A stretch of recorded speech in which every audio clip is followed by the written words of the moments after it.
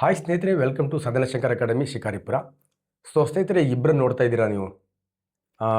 ಒಬ್ಬರು ಶಂಕರ್ ಸರ್, ಇನ್ನೊಬ್ಬರು ಓಂಕಾರ್ ಸರ್.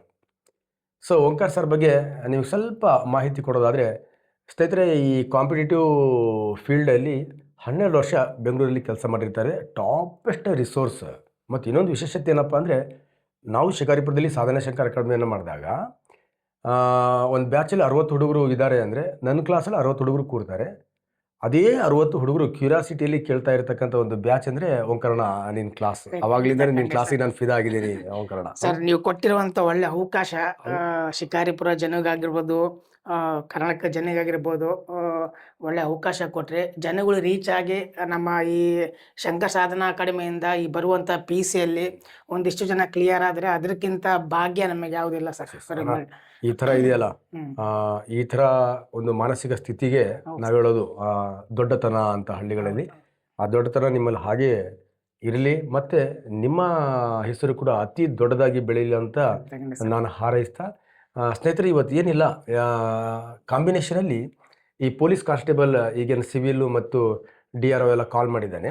ಅದಕ್ಕೆ ಒಂದು ಸೈನ್ಸು ಒಂದು ಮ್ಯಾಥ್ಸ್ ಕ್ವಶನನ್ನು ಆಲ್ರೆಡಿ ಪ್ರೀವಿಯಸ್ ಎಕ್ಸಾಮ್ಗಳಲ್ಲಿ ಕೇಳಿರ್ತಕ್ಕಂಥ ಪ್ರಶ್ನೆಗಳನ್ನು ಹಾಕ್ಕೊಂಡನ್ನು ನಿಮ್ಮ ಜೊತೆಗೆ ಚರ್ಚೆ ಮಾಡ್ತಿದ್ದೀವಿ ಸ್ನೇಹಿತರೆ. ಮತ್ತು ಅಷ್ಟೇ ಅಲ್ಲ, ಸಾಧನಶಂಕರ್ ಅಕಾಡೆಮಿ ಆ್ಯಪಲ್ಲಿ ಇವೆಲ್ಲ ಕೋರ್ಸಸ್ಗಳಿದೆ.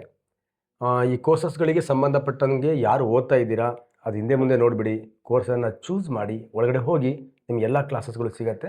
ಒಟ್ಟು ಎಕ್ಸಾಮಿಗಂತೂ ಪಕ್ಕ ರೆಡಿ ಮಾಡಿ ನಿಮಗೆ ಕಳಿಸ್ತೀವಿ. ಅದೇ ಥರ ನಮ್ಮ ಶಂಕರ್ ಸಾಧನಾ ಅಕಾಡೆಮಿ ಅಪ್ಲಿಕೇಶನ್ಸು ಇದೆ.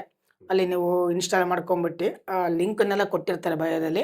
ಜಸ್ಟ್ ಪ್ಲೇಸ್ಟೋರಿಗೆ ಹೋಗಿ ನೀವು ಇನ್ಸ್ಟಾಲ್ ಮಾಡ್ಕೊಂಡ್ರೆ ಅಂದರೆ, ಸೊ ನಿಮಗೆ ಅದನ್ನು ರಿಜಿಸ್ಟರ್ ಮಾಡ್ಕೊಂಡ್ರೆ ಅಂದರೆ ನಿಮಗೆ ಬೇಕಾದಂಥ ಕೋರ್ಸ್ಗಳನ್ನ ಇಂಡಿವಿಜುವಲ್ ಆಗಿ ಪಡಿಬೋದು. ಟೆಸ್ಟ್ ಕೂಡ ಇರುತ್ತಲ್ಲ ಸರ್, ಟೆಸ್ಟ್ ಇರುತ್ತೆ. ಜನರಲ್ ಸೈನ್ಸ್ ಅಂತ ಒಂದು ಮಾಡಿದ್ದೀನಿ ಈಗ ನಾನು. ಸರ್, ಈ ನನ್ನ ಆಸೆ ಏನಂದ್ರೆ, ನಿಮ್ಮ ಕ್ಲಾಸ್ ಎಲ್ಲ ಕ್ಲಿಯರ್ ಆಗಿಬಿಟ್ರೆ general science plus mental ability ಅಂತ ಹಾಗೆ ಓಂಕಾರ್ ಸರ್ಗೆ ತಾವು ಜಲ್ದಿ ಮಾಡಿ ಅಂತ ಒಂದು ಲೈಕ್ ಅನ್ನ ಕೊಡೋದ್ರ ಮೂಲಕ ಎಲ್ಲ ತೋರಿಸಿ ಅಂತ ಹೇಳ್ತಾ, ಅಣ್ಣ first question 2700 question paper solve ಮಾಡ್ತಾ ಇದ್ದೀವಿ ಸರ್. ಇನ್ನೊಂದು ಮಾಹಿತಿ ಅಂದ್ರೆ, ಈ PC ಎಕ್ಸಾಮ್ ಆಗುತ್ತೆ, ಐ ಥಿಂಕ್ ಅಕ್ಟೋಬರಲ್ಲಿ ಎಕ್ಸಾಮ್ ಇದೆ ಅಂತ ಕಾಣುತ್ತೆ. ಆಗಸ್ಟ್ ಎಕ್ಸಾಮ್ ಇದೆ. ಆಗಸ್ಟ್ ಎಕ್ಸಾಮ್ನ ನಾವು PC-ನ ಕ್ಲಿಯರ್ ಮಾಡಬೇಕು ಅಂದ್ರೆ, ಎಸ್ಪೆಷಲಿ ಸಿವಿಲ್ ಆಗಿರ್ಬೋದು, CRDR ಆಗಿರ್ಬೋದು, ಬಟ್ ಮೆಂಟಲ್ ಎಬಿಲಿಟಿ ಸೈನ್ಸ್ ಅವನಿಗೆ ಗ್ರಿಪ್ ಇದ್ರೆ ಸರ್ 100ಗೆ 100% ಆತ 100ಗೆ 100%. ಈಗ GK ಪೇಪರ್ ಅಂದ್ರೆ ಏನ್ ಗೊತ್ತೇನಣ್ಣ, ಹಾಲಿದ್ದಂಗೆ. ಹೌದು ಹಾಲು. ಹೌದು. ಈಗ ಹಾಲಲ್ಲಿ ನಮಗೆ ಕೈಗೆ ಸಿಗೋದು ಯಾವುದು? ಕೆನೆ. ಕೆನೆ ಯಾವುದು ಅಂದ್ರೆ ಈ ಸೈನ್ಸ್ ಅಂಡ್ ಮೆಂಟಲ್ ಎಬಿಲಿಟಿ. ಈ ಕೆನೆ ಈಜಿಯಾಗಿ ಸಿಕ್ಬಿಡುತ್ತೆ. ಯಾಕಂದ್ರೆ ನಮ್ಮ ಕ್ವಶನ್ಸ್ಗಳು ಅವನೇನ್ ಕಲಿತಾನೆ ಅದರ ಆಧಾರದ ಮೇಲೆ ಇರುತ್ತೆ. ಏನ್ ತೀರಾ ಇನ್ ಡೆಪ್ತ್ ಯಾವ ಇರಲ್ಲ. PC-ಗೆಲ್ಲ ತುಂಬಾ ಡಿಫಿಕಲ್ಟ್ ಇಲ್ಲ, ಈಸಿ ಇರುತ್ತೆ. ಬಟ್ ಏನಪ್ಪ, ಸ್ವಲ್ಪ ಎಕ್ಸಾಮ್ ಅಲ್ಲಿ ಸ್ವಲ್ಪ ಯೋಚನೆ ಮಾಡ್ಬಿಟ್ಟೆ ಸರ್. 100% ಇಲ್ಲಿ ತುಂಬಾ ಪರ್ಫೆಕ್ಟ್ ಆಗಿ ಕಲ್ತ್ರೆ ಎಕ್ಸಾಮ್ ಅಲ್ಲಿ ಅವನಿಗೆ ಭಯ ಬರಲ್ಲ. ಭಯ ಬರಬಾರ್ದು ಅಂದ್ರೆ ಇಲ್ಲಿ ಹಾರ್ಡ್ ವರ್ಕ್ ಮಾಡ್ಬೇಕಣ್ಣ. ಖಂಡಿತ ಸರ್, ಅದೇ ಹೇಳ್ತಾರೆ. ನಾವು ಬರೆಯುವಂತ 1-1.5 ತಾಸು ಎಕ್ಸಾಮ್ಗೆ ಎಷ್ಟೋ ದಿನ ನಿದ್ದೆಗೆಡಬೇಕಾಗುತ್ತೆ. 4 ವರ್ಷ 4 ತಿಂಗಳು ನಿದ್ದೆಗೆಟ್ರೆ 40 ವರ್ಷ ಹೆಂಡತಿ ಮಕ್ಕಳ ಜೊತೆಗೆ ಆರಾಮ್ ಜೀವನ ಮಾಡಬಹುದಾ? ಮದುವೆ ಆಗುತ್ತೆ ಸರ್, ವೆರಿ ಇಂಪಾರ್ಟೆಂಟ್. ಹೆಂಡ್ರು ಮಕ್ಕಳು ಆಗ್ಬೇಕಂದ್ರೆ ಮತ್ತೆ ಜಾಬ್ ಬೇಕಲ್ಲ ಸರ್. ಅದನ್ನು ಕೂಡ ಕೇಳ್ತಾರೆ. ಈಗ ಹೆಂಗಂದ್ರೆ ಜಾಬ್ ಇದ್ರೆ ಹುಡುಗಿ ಕೊಡ್ಬೇಕಾ ಅಂತ ಕೇಳ್ತಾರೆ. ಸರ್, ನಾ ಮದುವೆ ಆಗ್ಬೇಕು, ಮದುವೆ ಆಗೈತೆ, ಮದುವೆ ಆಗಕ್ಕಿಂತ ಮುಂಚೆ ಖಂಡಿತ ಯಾವ ಜಾಬ್ ಮಾಡ್ತಾರೆ ಏನೆಲ್ಲ ಖಂಡಿತ. ಅದ್ರಲ್ಲೂ ಗೌರ್ಮೆಂಟ್ ಜಾಬ್ ಅಂದಾಗ ಅದಕ್ಕೊಂದು ಬೆಲೆ, ಅದ್ರಲ್ಲೂ ಗೌರ್ಮೆಂಟ್ ವೆಹಿಕಲ್ ಓಡಾಡ್ತೀವಿ ಅಂದ್ರೆ ಇನ್ನೂ ಬೆಲೆ. ನೀವೆಲ್ಲ ಗೌರ್ಮೆಂಟ್ ಜಾಬ್ ಬೇಡ, ಓಂಕಾರ್ ಸರ್ ಹೇಳ್ದಂಗೆ ಗೌರ್ಮೆಂಟ್ ವೆಹಿಕಲ್ ಅಲ್ಲಿ ಓಡಾಡ್ತಕ್ಕಂಥ job, but police constable exam pass ಮಾಡಿ ಆಮೇಲೆ VR ಕೊಟ್ಟು ಅಪ್ಡೇಟ್ ಆಗಿ. ಇದು PC ಕಾನ್ಸ್ಟೇಬಲ್ ಆಲ್ರೆಡಿ ಕೇಳಿರ್ತಕ್ಕಂಥ ಪ್ರಶ್ನೆ. ಮತ್ತೆ ಈ ಪ್ರಶ್ನೆ ಏನು ಗೊತ್ತಾ, ಈ ಪೊಲೀಸ್ ಕಾನ್ಸ್ಟೇಬಲ್ಗೆ ಎವರ್ಗ್ರೀನ್ ಪ್ರಶ್ನೆ ಇದು. ಎವರ್ಗ್ರೀನ್ ಅಂದ್ರೆ ಇದ್ರಲ್ಲಿ ಬರ್ತಾನೆ ಇರುತ್ತೆ, ಯಾವ ಎಕ್ಸಾಮ್ ಆದ್ರೂ ಬರ್ತಾನೆ ಇರುತ್ತೆ. ದಿಸ್ ಕಾನ್ಸೆಪ್ಟ್ ಇದೆಯಲ್ವಾ, this is German silver. Okay, this concept ಯಾವ್ದ್ರಲ್ಲಿ ಬರುತ್ತೆ ಅಂದ್ರೆ ಮಿಶ್ರ ಲೋಹಗಳಲ್ಲಿ ಬರುತ್ತೆ. ಅಲಾಯ್ಸ್ ಅಂತ ಹೇಳ್ತೀವಿ ನಾವು. ಮಿಶ್ರ ಲೋಹಗಳು ಆ್ಯಪ್ ಅಲ್ಲಿ ಇದ್ರ ಬಗ್ಗೆ ಕ್ಲೀನ್ ಆಗಿ ಹೇಳಿದ್ದೀನಿ ನಾನು. ಮಿಶ್ರ ಲೋಹಗಳು ಅಣ್ಣ, ಈ ಇದರಲ್ಲಿ ಹೆಸರಲ್ಲೇ ಇದೆ ಮಿಶ್ರ ಲೋಹ ಅಂತ. ಮಿಶ್ರ ಅಂದ್ರೆ ಲೋಹದಲ್ಲಿ ಲೋಹವನ್ನ ಮಿಕ್ಸ್ ಮಾಡೋದು, ಅಥವಾ ಲೋಹದಲ್ಲಿ ಅಲೋಹಗಳನ್ನ ಮಿಕ್ಸ್ ಮಾಡೋದು. ಆ ಮಿಶ್ರ ಲೋಹಗಳಲ್ಲಿ ಯಾವುದರ ಮಿಶ್ರ ಲೋಹದಲ್ಲಿ ಈ ಕ್ವಶನ್ ಇದೆ ಅಂದ್ರೆ, ತಾಮ್ರದ ಮಿಶ್ರಲೋಹದಲ್ಲಿ ಸಂಬಂಧಪಟ್ಟಂತಹ ಪ್ರಶ್ನೆಯನ್ನ ಇದು. ಇದಕ್ಕೆ ನಾನು ಒಂದು ಕೋಡ್ ವರ್ಡ್ ಕೂಡ ಮಾಡಿದ್ದೀನಿ. ಯಾಕಂದ್ರೆ ಸಿಂಪಲ್ ಅಣ್ಣ, HK ಅಂದ್ರೆ ಹಿಸ್ಟ್ರಿ ಅದು ಕನ್ನಡ ಅಲ್ವಾ, ಹಿಸ್ಟ್ರಿ ಕನ್ನಡ ಇಷ್ಟೇ ಅಥವಾ ಹೈದರಾಬಾದ್ ಕರ್ನಾಟಕ ಅಂತ ಹೇಳ್ಬೋದು. Hyderabad Karnataka. Next that is German silver. Next that is ತುಪಾಕಿ ಲೋಹ ಆರ್ ಸಾಲ್ಡರ್, ಅದು gun metal. Okay, gun metal. ಈ ಸ್ವಲ್ಪ ಕೋಡನ್ನು ನೆನ್ಪಿಟ್ಕೋಬೇಕಣ್ಣ. ಓಕೆ, ಇನ್ನು ಇಲ್ಲಾಂದ್ರೆ ಕನ್ಫ್ಯೂಸ್ ಆಗ್ತದೆ. ಹಿತ್ತಾಳೆ, ಕಂಚು, ಜರ್ಮನ್ ಸಿಲ್ವರ್, ಗನ್ ಮೆಟಲ್. ಇವು 4 ಕೂಡ ತಾಮ್ರದ ಮಿಶ್ರಣಗಳು, ಕಾಪರ್ ಅಲಾಯ್ಸ್. ಹಿತ್ತಾಳೆ ಅಂದ್ರೆ ಅದೊಂದು ಲೋಹ ಅಲ್ಲ, ಅದು ಮಿಶ್ರ ಲೋಹ. ಕಂಚು ಅಂದ್ರೂ ಕೂಡ ಅದೊಂದು ಮಿಶ್ರ ಲೋಹ. ಜರ್ಮನ್ ಸಿಲ್ವರ್ ಅಂದ್ರೆ ಕೂಡ ನೋಡಿ, ಈಗ ಕ್ವಶನ್ ಜರ್ಮನ್ ಸಿಲ್ವರ್ ಅಂದ್ರೆ ಸಿಲ್ವರೇ ಇಲ್ಲ ಅದರಲ್ಲಿ, ಸಿಲ್ವರ್ ತರ ಕಾಣೋ ಒಂದು ಮಿಶ್ರ ಲೋಹನ ತಯಾರು ಮಾಡ್ತಾರೆ. ನೆಕ್ಸ್ಟ್ ಗನ್ ಮೆಟಲ್ ಅಣ್ಣ, ಇವು ತಾಮ್ರದ ಮಿಶ್ರ ಲೋಹಗಳು. ತಾಮ್ರದ ಮಿಶ್ರ ಇವೆಲ್ಲ ಕಾಪರ್ ಅಲಾಯ್ಸ್. ಈ ಕಾಂಪೋನೆಂಟ್ ನ ನೆನ್ಪಿಟ್ಕೊಳ್ಳಿಕ್ಕೆ ಒಂದು ಕೋಡ್ ವರ್ಡ್ ಇದೆ ನನ್ನ ಹತ್ರ. ಕೋಡ್ ವರ್ಡ್ ಏನಪ್ಪಾ ಅಂದ್ರೆ, ಒಂದು ತಾಸ, ಇನ್ನೊಂದು ತಾತ. ಒಂದು ತಾಸ, ಇನ್ನೊಂದು ತಾತ. ಗೊತ್ತು ಇದೆ ಸರ್, ತಾಸ ಹೇಳ್ತೀರಣ್ಣ, ಎಲ್ರಿಗೂ ಗೊತ್ತಾಗಬೇಕಲ್ಲ. ತಾಸ, ತಾತ, ತಾಸ, ತಾತ. ಈ ಹಿತ್ತಾಳೆ, ಕಂಚು, ಜರ್ಮನ್ ಸಿಲ್ವರ್, ಗನ್ ಮೆಟಲ್ ಅವ್ನು ಚೆನ್ನಾಗಿ ಅರ್ಥ ಮಾಡ್ಕೋತಾನೆ. ತಾಸ, ತಾತ, ತಾಸ, ತಾತ ಅಂತ ಬರ್ಕೋತಾನೆ. ಎಕ್ಸಾಮ್ ಹಾಲಲ್ಲಿ ಫಸ್ಟ್ ತಾಸ ಬರಿಬೇಕಾ ಏನ್ ತಾತ ಬರಿಬೇಕಾ ಅಂತ ಕನ್ಫ್ಯೂಸ್ ಆಗತ್ತಲ್ವಾ. ಆ ಕನ್ಫ್ಯೂಸನ್ನ ಕ್ಲಿಯರ್ ಮಾಡಲಿಕ್ಕೆ ನೀಸಾ ಅಂತ ಬರೆದ್ರೆ ಮುಗೀತು. ಇನ್ ಕೇಸ್ ಸ್ಟಾರ್ಟಿಂಗ್ಗೆ ತಾತ ಅಂತ ಬರ್ಕೊಂಡ ಅನ್ಕೊಳ್ಳಿ, ತಾಸ, ತಾತ, ತಾಸ, ತಾತ, ತಾಸ ಅಂತ ಬರ್ಕೊಂಡಾಗ ನೀಸಾ ಅಂತ ಬರೆದ್ರೆ 2 ಸ ಒಟ್ಟಿಗೆ ಬಂದ್ಬಿಡತ್ತೆ. ನಿಮ್ ಮ್ಯಾಥಮೆಟಿಕ್ಸ್ ಪ್ರಕಾರ this is the wrong pattern. ಹಾಗಾಗಿ ತಾಸ, ತಾತ, ತಾಸ, ತಾತ. ತಾಳೆ ನೋಡ್ಲಿಕ್ಕೆ ನೀಸಾ. ಕ್ಲಿಯರ್ ಈಗ? ಸಿಂಪಲ್. ತಾಮ್ರದಲ್ಲಿ ಸತುವನ್ನ ಮಿಕ್ಸ್ ಮಾಡಿದ್ರೆ ಹಿತ್ತಾಳೆ ರೆಡಿ. ತಾಮ್ರದಲ್ಲಿ ತವರವನ್ನ ಮಿಕ್ಸ್ ಮಾಡಿದ್ರೆ ಕಂಚು ರೆಡಿ. ತಾಮ್ರದಲ್ಲಿ ಸತು ಜೊತೆಗೆ ನೆಕ್ಸ್ಟ್ ನಿಕ್ಕಲ್ ಅನ್ನ ಮಿಕ್ಸ್ ಮಾಡಿದ್ರೆ ಜರ್ಮನ್ ಸಿಲ್ವರ್ ರೆಡಿ. ನಮಗೆ ಆನ್ಸರ್ ಸಿಕ್ಬಿಡ್ತೀವಿ, ಹುಡುಗರು ಹುಡುಕ್ಬಿಡ್ತಾರೆ ಈಗ. ಗನ್ ಮೆಟಲ್ ಆರ್ ತುಪಾಕಿ ಲೋಹದಲ್ಲಿ ತಾಮ್ರದಲ್ಲಿ ತವರ ಮತ್ತು ಸತು 2 ಮಿಕ್ಸ್ ಮಾಡಿದ್ರೆ ಗನ್ ಮೆಟಲ್ ರೆಡಿ. ಕ್ಲಿಯರ್ ನಾ? Components is completely finish. ಈಗ ನಾವು ಜರ್ಮನ್ ಸಿಲ್ವರ್ ಕೇಳೋದ್ರಿಂದ ಯಾವ ತರ ಕ್ವಶನ್ ಕೂಡ ಆನ್ಸರ್ ಮಾಡಬಹುದು. ಒಂದು ಕ್ವಶನ್ ಕೇಳ್ತಾನೆ, ಒಂದು ಕ್ವಶನ್ ಕೇಳ್ತಾನೆ. ಇಲ್ಲಿ ಜರ್ಮನ್ ಸಿಲ್ವರ್ ಕೇಳೋದ್ರಿಂದ ತಾಮ್ರ, ಸತ್ತು, ನಿಕ್ಕಲ್ ಯಾವ್ದ್ರಲ್ಲಿ ಇದೆ ಅಂತ ನೋಡ್ಬೇಕಣ್ಣ. ತಾಮ್ರ, ನಿಕ್ಕಲ್, ಸತ್ತು, C is the right answer ಅಣ್ಣ. ಸ್ವಲ್ಪ ಯೂಸಸ್ ಹೇಳ್ಬಿಡ್ತೀರಣ್ಣ ಇದು. ಈ ಹಿತ್ತಾಳೆಯನ್ನ ನಾವು ಎಲೆಕ್ಟ್ರಿಕಲ್ ಇಕ್ವಿಪ್ಮೆಂಟ್ಸ್ ಗಳಲ್ಲಿ, ವಿದ್ಯುತ್ ಉಪಕರಣಗಳಲ್ಲಿ ಮತ್ತು ಯುಟಿನ್ಸಿಲ್ಸ್ ಅಂದ್ರೆ ಮನೆ ಪಾತ್ರೆಗಳಲ್ಲಿ ತಯಾರಿಕೆಯಲ್ಲಿ ಬಳಸ್ತಾವಣ. ಅಣ್ಣ ಕಂಚಂತೂ ಮಜಾ ಇದೆ, ನಗಂಗಿಲ್ಲ.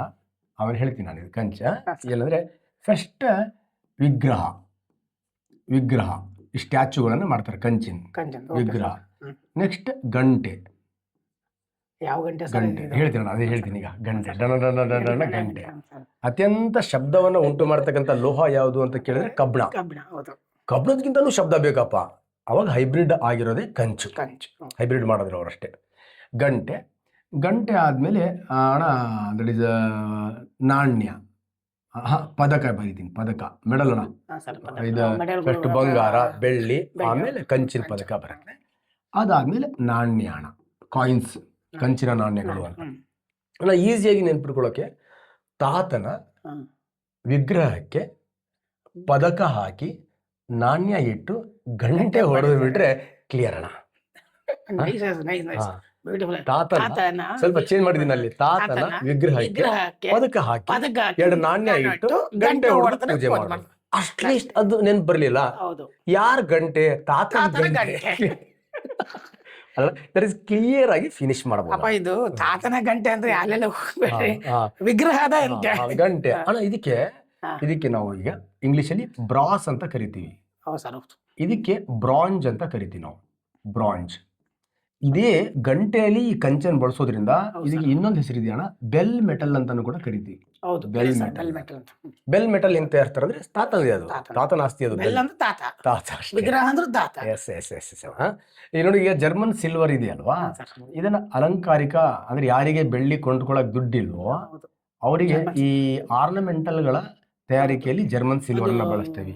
ನೋಡಕ್ ಸೇಮ್ ಬೆಳ್ಳಿ ಇದ್ದಂಗೆ ಬೆಳ್ಳಿನೇ ಬೆಳ್ಳಿ ಕಡಿಮೆ ರೇಟಲ್ಲಿ ಈ ಮದುವೆಯಲ್ಲೆಲ್ಲ ಗಣಪತಿ ಎಲ್ಲ ಇಟ್ಟಿರ್ತಾರಲ್ಲ ಎಂಟ್ರಿ ಆಗ್ಬೇಕಾದ್ರೆ ದೊಡ್ಡ ಅದನ್ನ ಬೆಳ್ಳಿದಲ್ಲ ಅದು ಜರ್ಮನ್ ಸಿಲ್ವರ್ದು ಮಾಡಿರ್ತಾರೆ.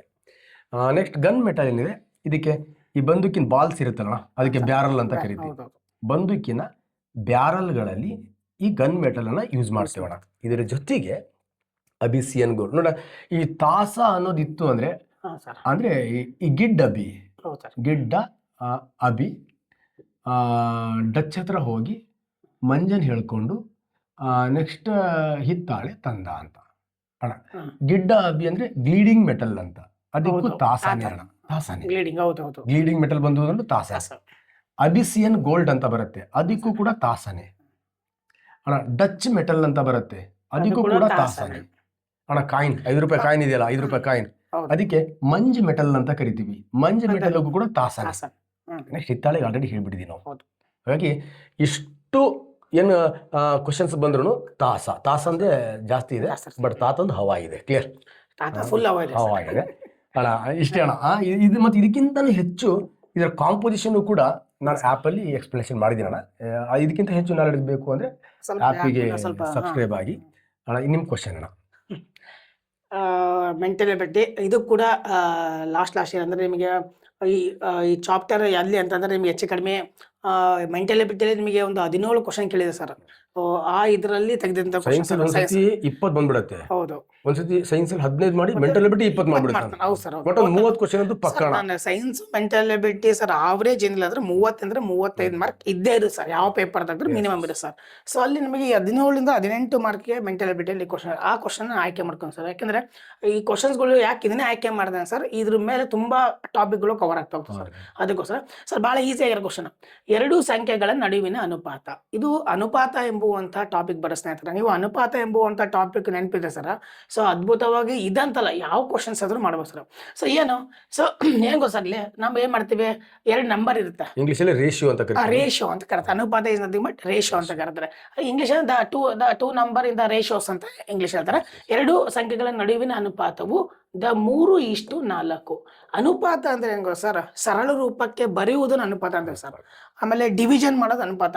ಫಾರ್ ಎಕ್ಸಾಂಪಲ್ ನಂದು 20 ಮಾರ್ಕ್ ಇರುತ್ತೆ, ನಿಮ್ದು 25 ಮಾರ್ಕ್ ಇರುತ್ತೆ ಸರ್. ನಾವು 20-25 ಅನ್ನೋಕೆ ಸ್ವಲ್ಪ ಕಷ್ಟ ಆದಾಗ ಇದನ್ನ ಈಸಿ ರೂಪಕ್ಕೆ, 2 ಸಂಖ್ಯೆಯು ಒಂದೇ ಸಂಖ್ಯೆಯಿಂದ ಭಾಗ ಮಾಡ್ತೀವಿ. ಸೊ ಭಾಗ ಮಾಡಿದಾಗ 2 ಕೂಡ ಯಾವ್ದನ್ನ ಭಾಗ ಆಗುತ್ತೆ, 5ರಿಂದ ಭಾಗದ 5 4 20, 5 5 25 ಸರ್. ಅಂದ್ರೆ ಇದು 20:25 ಅನ್ನೋದನ್ನ 4:5 ಅಂತಾನು ಕೂಡ ನಾವು ಬರ್ಕೊಂಬೋದು ಸರ್. ಸೊ ಇಲ್ಲಿ ಏನ್ ಹೇಳ್ತೇನೆ ಸರ್, ಅಲ್ಲಿ ಅವ್ನು ನೀಟಾಗಿ ಹೇಳ್ತಾ ಹೋಗ್ತಾನೆ. ಏನ್ ಹೇಳ್ತಾನೆ ಅಂದ್ರೆ, ನನ್ನ ಹತ್ರ 2 ಸಂಖ್ಯೆ ಇದೆ ಅಂತೆ, ಆ 2 ಸಂಖ್ಯೆಗಳ ನಡುವಿನ ಅನುಪಾತ 3:4 ಅಂತೆ. ಇದನ್ನ ಮೆನ್ಷನ್ ಮಾಡಿ ಸರ್. ಅದರ ಮೊತ್ತ, ಅವುಗಳ ಮೊತ್ತ ಅಂದ್ರೆ ಸರ್ ಇದು ಸಂಖ್ಯೆ ಅನ್ನೋದು ಸರ್ ಒರಿಜಿನಲ್ ಸಂಖ್ಯೆ ಅಲ್ಲ ಸರ್, ಡಿವೈಡ್ ಮಾಡಿ ಸರಳ ರೂಪಕ್ಕೆ ಬಂದಿರುವಂತ ಸಂಖ್ಯೆ. 25 ಸರಳ ರೂಪಕ್ಕೆ ತಗೊಂಬಂದು ಅವ್ನು ಈ ರೀತಿ ಬರೆದ ಸರ್. ಬಟ್ ಇವೆರಡೂ ಸಂಖ್ಯೆಯನ್ನು ಕೂಡಿಸಿದ್ರೆ ನನಗೆ 420 ಆಗುತ್ತಂತೆ. ಹಾಗಾದರೆ ಚಿಕ್ಕ ಸಂಖ್ಯೆ ಅಂದ್ರೆ ನಮ್ಗೆ ಗೊತ್ತ, ಕಾಮನ್ ಸಂಖ್ಯೆ ಚಿಕ್ಕ ಸಂಖ್ಯೆ 3, ದೊಡ್ಡ ಸಂಖ್ಯೆ 4 ಅಂತ ಸರ್. ಚಿಕ್ಕ ಸಂಖ್ಯೆ ಆ ಕಡೆ ದೊಡ್ಡ ಸಂಖ್ಯೆ ಸರ್. ರೇಷಿಯೋ ಸರ್ 20:25 ಅಂತ ಸರ್. ಇದು ರೇಷಿಯೋ ಮಾಡಿದ್ರು ಕೂಡ ಸಣ್ಣ ಸಂಖ್ಯೆ ಸಣ್ಣದೇ ಬರುತ್ತೆ, ದೊಡ್ಡ ಸಂಖ್ಯೆ ದೊಡ್ಡದೇ ಬರುತ್ತೆ ಸರ್. ಯಾವುದೇ ಕಾರಣಕ್ಕೂ ವ್ಯತ್ಯಾಸ. ರೇಷಿಯೋ ಅದ್ಭುತವಾಗಿ ಸರ್. ನಾ ಆ್ಯಪಲ್ಲೂ ಕೂಡ ಮಾಡಿ ಸರ್, ಬೇಸಿಕ್ ಕಾನ್ಸೆಪ್ಟ್ ಮಾಡಿದ್ದೀನಿ ಅದನ್ನ ಸರ್. ಏನಂದ್ರೆ ಕ್ಲೀನ್ ಭಾಳ ಅಂದ್ರೆ ಭಾಳ ಈ ಸರ್, ಇದೇ ಭಾಳ ಕಷ್ಟನೇ ಪಡಂಗಿಲ್ಲ ಸರ್. ಏನಂದ್ರೆ ಇಲ್ಲಿ 2 ಸಂಖ್ಯೆ ಇದೆ, 3:4 ಸರ್. ಇದರ ಮೊತ್ತ ಇವೆರಡನ್ನು ಆಡ್ ಮಾಡಿದಾಗ ನನಗೇನ್ ಬರುತ್ತೆ ಸರ್, 420 ಅಂದ್ರೆ ಇನ್ನು 420 ನಂಬರ್ ಬರುತ್ತೆ ಸರ್. ಹಾಗಾದ್ರೆ ನನಗೆ ಏನ್ ಬೇಕು, 3 ಅನ್ನೋದನ್ನ ಬೇಕು ಸರ್. ಬಹಳ ಈಸಿಯಾಗಿ ಮಾಡ್ಬೋದು ಸರ್. ಅಂದ್ರೆ ಇವೆರಡನ್ನು ಕೂಡಿಸಿದಾಗ 420 ಅಲ್ಲ ಸರ್. ಅಂದ್ರೆ ಒಳ್ಳೆ ಮೊತ್ತ ಅಂದ್ರೆ ಸರ್ ಎರಡನ್ನು ಕೂಡಿಸೋದು. ನಾನು ಅವ್ನು ಹೇಳ್ದಾಗ ಮಾಡ್ತೀನಿ. ಮೊತ್ತ ಅಂದ್ರೆ ಏನು, ಇದನ್ನ ಪ್ಲಸ್ ಇದನ್ನ ಕೂಡಿಸಿದಾಗ ನನಗೇನ್ ಬರುತ್ತೆ, 420 ಅಂತ ಅವ್ನು ಹೇಳಿ ಅವ್ನು ಬರ್ದೇನೆ. ಅಂದ್ರೆ ಸರ್ ಇವೆರಡನ್ನು ಕೂಡಿಸಿದಾಗ ಅಂದ್ರೆ ಸರ್ 7 ಅಂದ್ರೆ ಇವೆರಡನ್ನು ಕೂಡಿಸಿದಾಗ ರೇಷೋ 7 ಅನ್ನೋದು 420ಕ್ಕೆ ಸಮ ಅಂತ ಸರ್. ಹಾಗಾದ್ರೆ ನಾನು ಚಿಕ್ಕ ಸಂಖ್ಯೆ ಅಂತ ಕೇಳಿ ಸರ್, ಚಿಕ್ಕ ಸಂಖ್ಯೆ ಅಂದ್ರೆ ಎಷ್ಟು ಅಂತ ನಾ ಕರಿಬೇಕು ಸರ್. ಇಷ್ಟೇ ವ್ಯತ್ಯಾಸ ಸರ್. ಅವ್ನು ಏನಾಗ್ಬಿಡಿ ಸರ್, 2 ಸಂಖ್ಯೆಗಳ ನಡುವಿನ ವ್ಯತ್ಯಾಸ 3:4 ಆಗಿದ್ದು ಮೊತ್ತ 420 ಅಂತ ಕೊಡಿ ಸರ್. ಕ್ವಶನ್ ಮೊತ್ತ ಅನ್ನೋ ಬದಲಿ ಚಿಕ್ಕ ಸಂಖ್ಯೆ 420 ಹಾಕೊಟ್ಟು ದೊಡ್ಡ ಸಂಖ್ಯೆಯನ್ನು ಕಂಡಿಡಿರಿ. ಅಥವಾ ದೊಡ್ಡ ಸಂಖ್ಯೆ ಕೊಟ್ಟು ಅವುಗಳ ಮೊತ್ತವನ್ನು ಅವ್ನು ಹೆಂಗಾರ ಕೇಳ್ಬೋದು ಸರ್. 3 ತರನು ಆನ್ಸರ್ ಸಿಗುತ್ತೆ. ಯಾಕಂದ್ರೆ ರೇಷಿಯೋ ಮೇಲೆ ಸರ್ 200% ಕ್ವಶನ್ ಇದ್ದೇ ಇರು ಸರ್. ಯಾಕಂದ್ರೆ ಯಾವ PC ಕ್ವಶನ್ ಡೈರೆಕ್ಟ್ ಅಥವಾ ಇಂಟರ್ ಸರ್, ನಾವಾಗ ಹೇಳಿದಂಗೆ ಮೊತ್ತ ಅಂದಾಗ ಇವೆರಡನ್ನು ಕೂಡಿಸಿದಾಗ ನಾನು 420 ಬರುತ್ತಲ್ಲ, ಎರಡನ್ನು ಕೂಡಿಸಿ ಎಷ್ಟು ಬರ್ತಾರೆ 7 ಅಂದ್ರೆ 420 ಅಂತ ಬರುತ್ತೆ ಸರ್. ಆಗ ನನಗೆ ಏನ್ ಬೇಕು, ನಾನು ಯಾಕೆ ಈ ಮೆಥಡ್ ಮಾಡ್ತೀನಿ ಸರ್, ಅವ್ನು ಯಾವ ಕ್ವಶನ್ ಕೇಳಿದ್ರು ಮಾಡ್ಬೋದು. ಹಾಗಾದ್ರೆ ನನಗೆ ಏನ್ ಬೇಕು ಸರ್, ಚಿಕ್ಕ ಸಂಖ್ಯೆ ಇದ್ರಲ್ಲಿ 4 3 ಅಲ್ವಾ, 3 ಈಸ್ ಈಕ್ವಲ್ ಟು ನನಗೆ ಗೊತ್ತಿಲ್ಲ ಕ್ವಶನ್ ಮಾರ್ಕ್ ಸರ್. ಇಷ್ಟು ಬರ್ಕೊಂಡ್ಬಿಟ್ಟೆ ಸರ್. ಇವಾಗ ಏನ್ ಮಾಡ್ಬೇಕು, ಕ್ರಾಸ್ ಮಲ್ಟಿಪ್ಲಿಕೇಶನ್. ಏನು, ಸೊ ಇಲ್ಲಿಂದ ಇಲ್ಲಿಗೆ ಮಲ್ಟಿಪ್ಲಿಕೇಶನ್ ಸರ್. ನಮ್ಮ ನೆನಪಿದೆ sir 7 divide by 3 is equal to 420 divide by something ಅಂದಾಗ ಇಲ್ಲಿ ಕ್ರಾಸ್ ಮಲ್ಟಿಪ್ಲೈ ಮಾಡ್ತಾರ sir, same is it equal ಇದ್ದಂಗೆ ಸರ್. ಕ್ರಾಸ್ ಮಲ್ಟಿಪ್ಲೈ ಮಾಡಿದಾಗ 7 ಇಂಟು ಈ ಕ್ವಶನ್ ಮಾರ್ಕ್ ನ ಕ್ಯಾನ್ ಎಕ್ಸ್ ಅಂತ ತಗೊಂತೀನಿ. 7 ಇಂಟು ಎಕ್ಸ್ ಅಂದ್ರೆ 7x is equal to 3 into 420, 3 into 420. Sir ಯಾವುದೇ ಕಾರಣಕ್ಕೂ ಮಲ್ಟಿಪ್ಲೈ ಮಾಡಕ್ ಹೋಗ್ಬಾರ್ದು ಸರ್. ಇದನ್ನ ಡಿವೈಡ್ ಮಾಡ್ತೀನಿ, ಇವೆರಡು ಮಧ್ಯೆ ಮಾಡ್ತೀವಿ ಸರ್. ಇದನ್ನ ಡಿವೈಡ್ ಮಾಡ್ತೀನಿ. ಡಿವೈಡ್ ಮಾಡಿದಾಗ x is equal to 3 into 420 divisible by 7. Sir 7 1 7 sir. So 7 ಎಷ್ಟು 42, 7 ನನಗೆ ಹೋಗ್ ಸರ್ 7 42 ಸರ್ 0 ಅಂದ್ರೆ ಸರ್ ಇದನ್ನ ಅಷ್ಟೇ 7 1 7 7 6 42 ಈ 0ನ ಆಸ್ ಇಟ್ ಈಸ್ ಹಂಗೆ ಬರುತ್ತೆ ಸರ್. ಡಿವೈಡ್ ಮಾಡಿದಾಗ x is equal to 3 into sir 60. So ಇವೆರಡನ್ನು ಮಲ್ಟಿಪ್ಲೈ ಮಾಡಿದ್ರೆ ಸೊ 6 3 18 180 ಎಂಬುದು ಚಿಕ್ಕ ಸಂಖ್ಯೆ ಆಗಿರುತ್ತೆ ಸರ್. ಇದೇ ಕ್ವಶನ್ ಸರ್. ಅವನ್ ಹೆಂಗ್ ಕೇಳ್ತಾನೆ, ನಡುವಿನ ವ್ಯತ್ಯಾಸ ಇದು ನನಗೆ ಸ್ವಲ್ಪ ಗೊತ್ತಾಗ್ಬಿಡ್ತಾನ ನೀವು ಎಕ್ಸ್ಪ್ಲೇನ್ ಮಾಡಿದ್ದು. ಈಗ 180 ಅನ್ನೋದು ಚಿಕ್ಕ ಸಂಖ್ಯೆ ಆಯ್ತು. ಹೌದು. ಇನ್ ಕೇಸ್ ದೊಡ್ಡ ಸಂಖ್ಯೆ ಕೇಳ್ದ ಅಂದ್ರೆ 420 ಕಳೆದ್ಬಿಟ್ರೆ ದೊಡ್ಡ ಸಂಖ್ಯೆ ಸಿಗ್ಬೋದು. ಹಂಗೂ ಬಡ ಸರ್. ಇಲ್ಲ ಸರ್ ಅವ್ನ ಹೆಂಗ್ ಕೊಡ್ತಾನೆ ಸರ್ ಕ್ವಶನ್. ಈ ಕ್ವಶನ್ ಅದ್ಭುತವಾಗ್ತದೆ ಸರ್. ಇದು ಸೇಮ್ ಹಿಂಗೆ ಇದೆ ಕ್ವಶನ್, ಹಿಂಗಿರುತ್ತೆ 3 ಇಷ್ಟು ಅಂತ ಕೊಟ್ಬಿಟ್ಟು ಅದರ ಮೊತ್ತ ಅನ್ನೋದು 420 ಅಂತ ಕೊಟ್ಟಾನೆ ಸರ್. ಸ್ವಲ್ಪ ಕ್ವಶನ್ ಚೇಂಜ್ ಮಾಡ್ತಾನೆ ಅಂದ್ರೆ ಚಿಕ್ಕ ಸಂಖ್ಯೆ ಈ ಮೊತ್ತ ಅನ್ನೋ ಬದಲಿ ಸರ್ ಚಿಕ್ಕ ಸಂಖ್ಯೆಯು 180 ಆದ್ರೆ ಇದು ಚಿಕ್ಕ ಸಂಖ್ಯೆ ಮೊತ್ತ ಬದಲಿಗೆ ಚಿಕ್ಕ ಸಂಖ್ಯೆ 180 ಆದ್ರೆ ದೊಡ್ಡ ಸಂಖ್ಯೆಯನ್ನು ಕಂಡುಹಿಡಿಯಿರಿ ಅಂತ ಕ್ವಶನ್ ಕೇಳ್ತಾನೆ. ಅವಾಗ ಚಿಕ್ಕ ಸಂಖ್ಯೆ ನೋಡಿ ಸರ್, ಇಲ್ಲಿ 3:4 ಚಿಕ್ಕ ಸಂಖ್ಯೆಯು 180 ಅಂದ್ರೆ 3 is equal to 180. ಹಾಗೆ ದೊಡ್ಡ ಸಂಖ್ಯೆ ಕೇಳಿದ್ರೆ 4 is equal to x ಅಂತ ಕೂಡ ಬರೀಬೋದು ಸರ್. ಅಂದ್ರೆ ಏನಿಲ್ಲ ಸರ್, ಅವ್ನು ಏನ್ ಕೇಳನೆ ಕ್ಲೀನ್ ಆಗಿ ಕನ್ಫ್ಯೂಸ್ ಮಾಡ್ಕೊಳ್ಳೋದು ಅವಶ್ಯಕ ಇಲ್ಲ ಸರ್.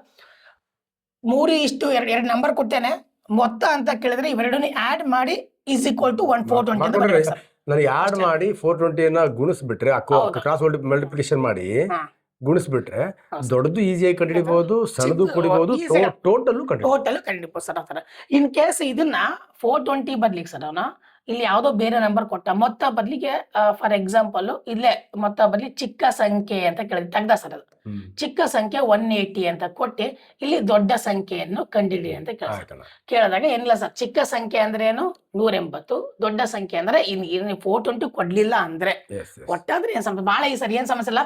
ಮೊತ್ತ ಅಂತ ಕೇಳಿದ್ರೆ ಇವೆರಡನ್ನ ಆಡ್ ಮಾಡಿದಾಗ 7 ಬರುತ್ತೆ. ಅದು ಮೊತ್ತ ಅಂತ ಕೇಳಕ್ಕೆ 420, ನನಗೆ ಚಿಕ್ಕ ಸಂಖ್ಯೆ ಬೇಕು 3 is equal to x ಅಂತ ಒಂದು ಓರ ಗುಣಾಕಾರ ಅರ್ಥ ಬಿಡ್ತಾನೆ. ನಾನಂತೂ ಅನುಪಾತ ಅಂತೂ ಹೆಂಗ್ ಕೇಳಿದ್ರು ಕೂಡ ಕ್ಲಿಯರ್ ಮಾಡ್ತೀನಿ.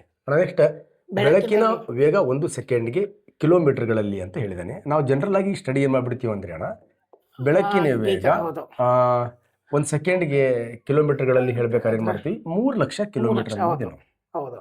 ಬಟ್ ಇಲ್ಲಿ ಸ್ಟ್ಯಾಂಡರ್ಡ್ ನಂಬರ್ ಕೊಟ್ಬಿಟ್ಟಿದ್ದಾರೆ, ಹಾಗಾಗಿ ಇಲ್ಲಿ 3 ಲಕ್ಷ ಕಿಲೋಮೀಟರ್ ಇರಲ್ಲ. D is the right answer ಅಣ್ಣ.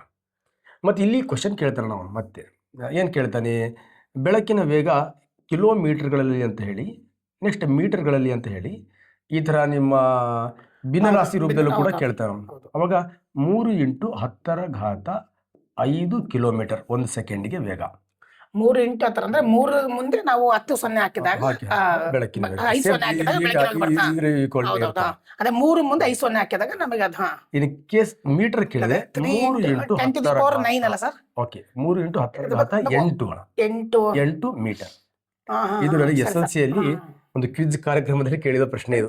ಬೆಳಕಿನ ವೇಗ ಮೀಟರ್ಗಳಲ್ಲಿ ಎಷ್ಟು ಅಂತ 10th ರಲ್ಲೇ ಕೇಳಿದ್ರು ನನಗೆ. ನೋಡಿ ಎಷ್ಟು ಕನ್ಫ್ಯೂಸ್ ಆಗುತ್ತೆ. ಇದು ಕಿಲೋಮೀಟರ್ ಆದ್ರೆ ಸ್ನೇಹಿತರೆ, ಇದು ನೋಡಿ ಇದು ಎಕ್ಸಾಕ್ಟ್ ಆಗಿ ಮೀಟರ್. ಇವೆರಡು ನೆನ್ಪಿಟ್ಕೊಂಡು ಈ ಸ್ಟ್ಯಾಂಡರ್ಡ್ ನೆನ್ಪಿಟ್ಕೊಂಡ್ರೆ ಬೆಳಕಿನ ವೇಗ ಏನಿದೆ ಈಸಿಯಾಗಿ ಅಪ್ರಾಕ್ಸಿಮೇಟ್ಲಿ ಇದಕ್ಕೆ ಈಕ್ವಲ್ ಆಗುತ್ತಲ್ಲ ಸರ್. ಅಪ್ರಾಕ್ಸಿಮೇಟ್ಲಿ ಈಕ್ವಲ್ ಆಗುತ್ತೆ. ಹಾಗಾಗಿ ಇಷ್ಟು ಸಾಕಣ, ಯಾಕಂದ್ರೆ ಮತ್ತೆ ಎಕ್ಸ್ಪ್ಲನೇಷನ್ ಮಾಡಕ್ ಬರೋದಿಲ್ಲ. ಮತ್ತೆ ಲೈಟ್ ಪಾಠದಲ್ಲಿ ಆಪಲ್ಲಿ ಲೈಟ್ ಹೆಂಗ್ ಬರುತ್ತೆ ಎಲ್ಲವೂ ಕೂಡ ಹೇಳಿದ್ದೀನಿ ನಾನು. ಸರ್ ಇದು ಈ ಕ್ವಶನ್ ಸರ್ ಸಿವಿಲ್ PSL ಅಲ್ಲಿ ಕೇಳಿ ಸರ್, ಸೇಮ್ ಇದೆ ಕ್ವಶನ್.